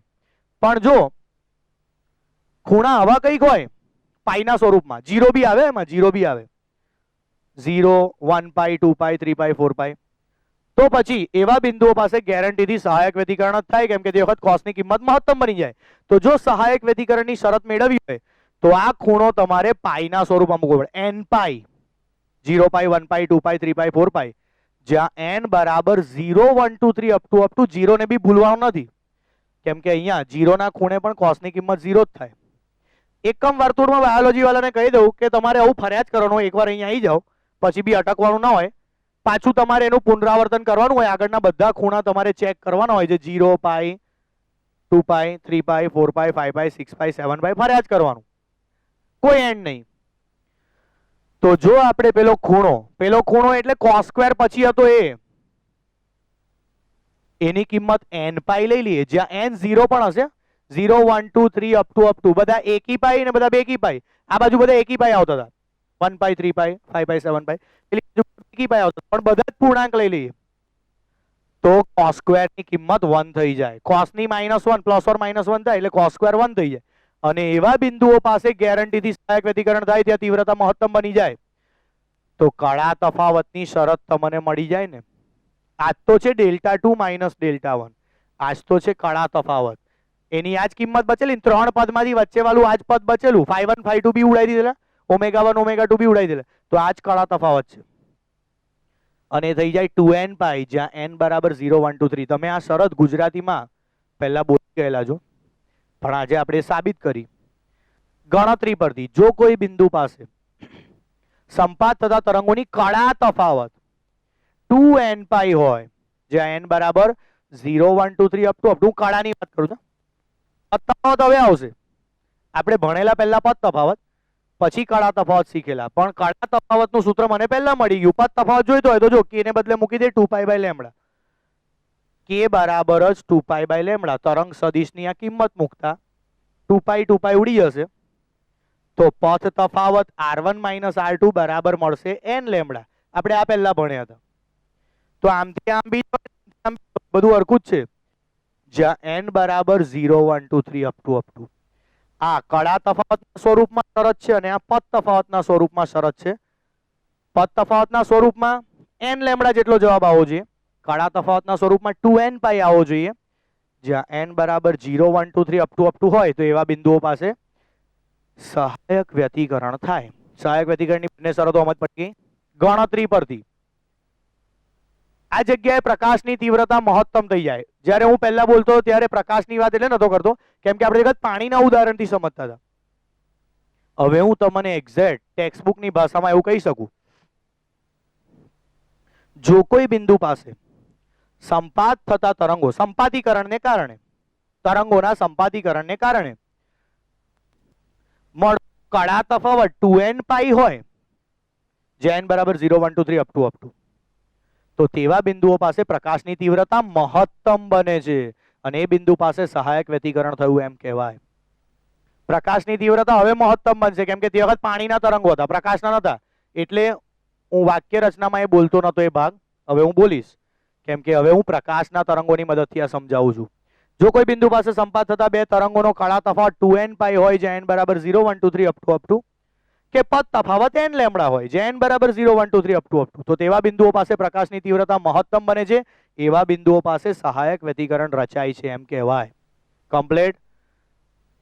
આ પ્રકારના વ્યતિકરણને સહાયક વ્યતિકરણ કહેવાય. કદાચ વ્યાખ્યામાં બી તમે આ શરતો લખી શકો. સહાયક વ્યતિકરણ કોને કહેવાય? તો પેલું બી લખાય, શૃંગ સાથે શૃંગ સંપાત થાય, ગર્ત સાથે ગર્ત સંપાત થાય તો સહાયક વ્યતિકરણ થાય. અથવા આ રીતે શરતો બી લખી શકો અને પછી કહી શકો કે આ શરતોનું પાલન થાય તો રચાતા વ્યતિકરણને સહાયક વ્યતિકરણ કહેવાય છે. વિનાશક માટે હવે કઈ બહુ અઘરું નહીં પડે, તમને ખ્યાલ આવી ગયો હશે. આ બે જગ્યાએ જો કોસની કિંમત 1 -1 થાય તો આ બે જગ્યાએ કોસની કિંમત 0 થાય છે. તો કોસની કિંમત જ્યારે 0 થશે તો તીવ્રતા શૂન્ય થઈ જશે, એવું આ સૂત્ર આપણને કહે છે. અહીંયા મેં પોલા ટપકા એટલે જ રાખેલા છે વિનાશક વ્યતિકરણ માટે, આ ઘટતા ટપકા છે સહાયક વ્યતિકરણ માટે. તો જો ખૂણા આવા હોય, આવા એટલે π/2, 3π/2, 5π/2, 7π/2, 9π/2, 11π/2, 13π/2, 15π/2, 17π/2, 19π/2, 80π/2. જો આ ખૂણા હોય ઉપર નીચેના તો કોસની કિંમત શૂન્ય થઈ જાય. આ બધા જ ખૂણે કોસ 0 હોય છે. અહીંયા 0 1, અહીંયા 0 -1, એવા આમ હતા ને. આપણે પહેલો જ આમ જોવાનો, કોસ જોઈતો હોય તો સાઈન નહીં જોવાનો, એટલે મેં ભૂરા આંકડા ભૂસી નાખ્યા. એનો મતલબ હવે ખૂણો π/2 ના સ્વરૂપમાં હોવો જોઈએ. આ જ ખૂણો, જો આ ખૂણો એકી π/2 જેટલો હોય, બધા જ આમાં જો ઉપરવાળા બી π/2, 5π/2, 9π/2, 13π/2, 17 અને નીચેવાળા બી 3, 7, 11, 15, 19 આ બધા આવી ગયા. તો વ્યાપક રીતે એમને લખાય 2n - 1 π/2, એકી π/2. તો પછી એવા બિંદુઓ પાસે ગેરંટીથી વિનાશક વ્યતિકરણ જ થાય, કશું રહે નહીં આમાં.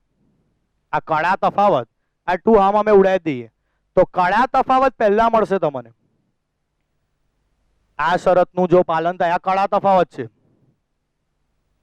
જ્યાં n બરાબર 1 2 3 અપ ટુ, આમાં 0 ના લખાય જો, કેમ કે 1π/2, 3π/2, 5π/2, 7π/2, આમાં 0 આવે જ ના, પોસિબલ જ નહીં. કેમ કે n ની કિંમત 0 અહીંયા જ હોય, એક જ જગ્યાએ. અહીંયાથી શરૂઆત થાય ત્યારે જ ખૂણો 0 હોય. એ સહાયક વ્યતિકરણમાં એ પાર્ટ આવશે. અહીંયા તો 0 કોઈ જગ્યાએ ખૂણો છે જ નહીં. π/2, 5π/2, 7π/2, 9π/2, 11π/2. તો અહીંયા તમારે n ની કિંમત પૂર્ણાંકમાં 1 2 3 અપ ટુ વિચારવી પડે. જો તમે n ની કિંમત 1 મૂકો તો 1 પાઈ આવશે. અહીંયા n ની કિંમત 2 મૂકશો તો 3 પાઈ આવશે.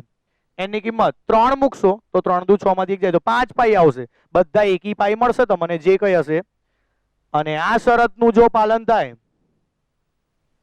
કળા તફાવત આટલી મળે, કળા તફાવત આટલો મળે તો ત્યાં વિનાશક વ્યતિકરણ થયું એમ કહેવાય.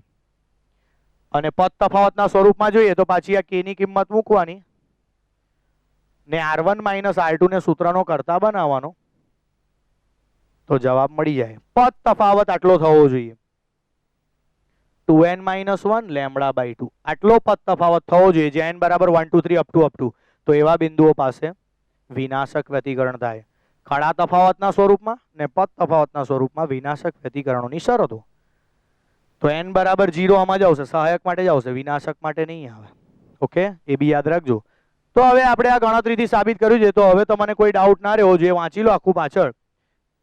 એના ખાસ કિસ્સાઓ આપેલા છે ને બધા 4 એ 4.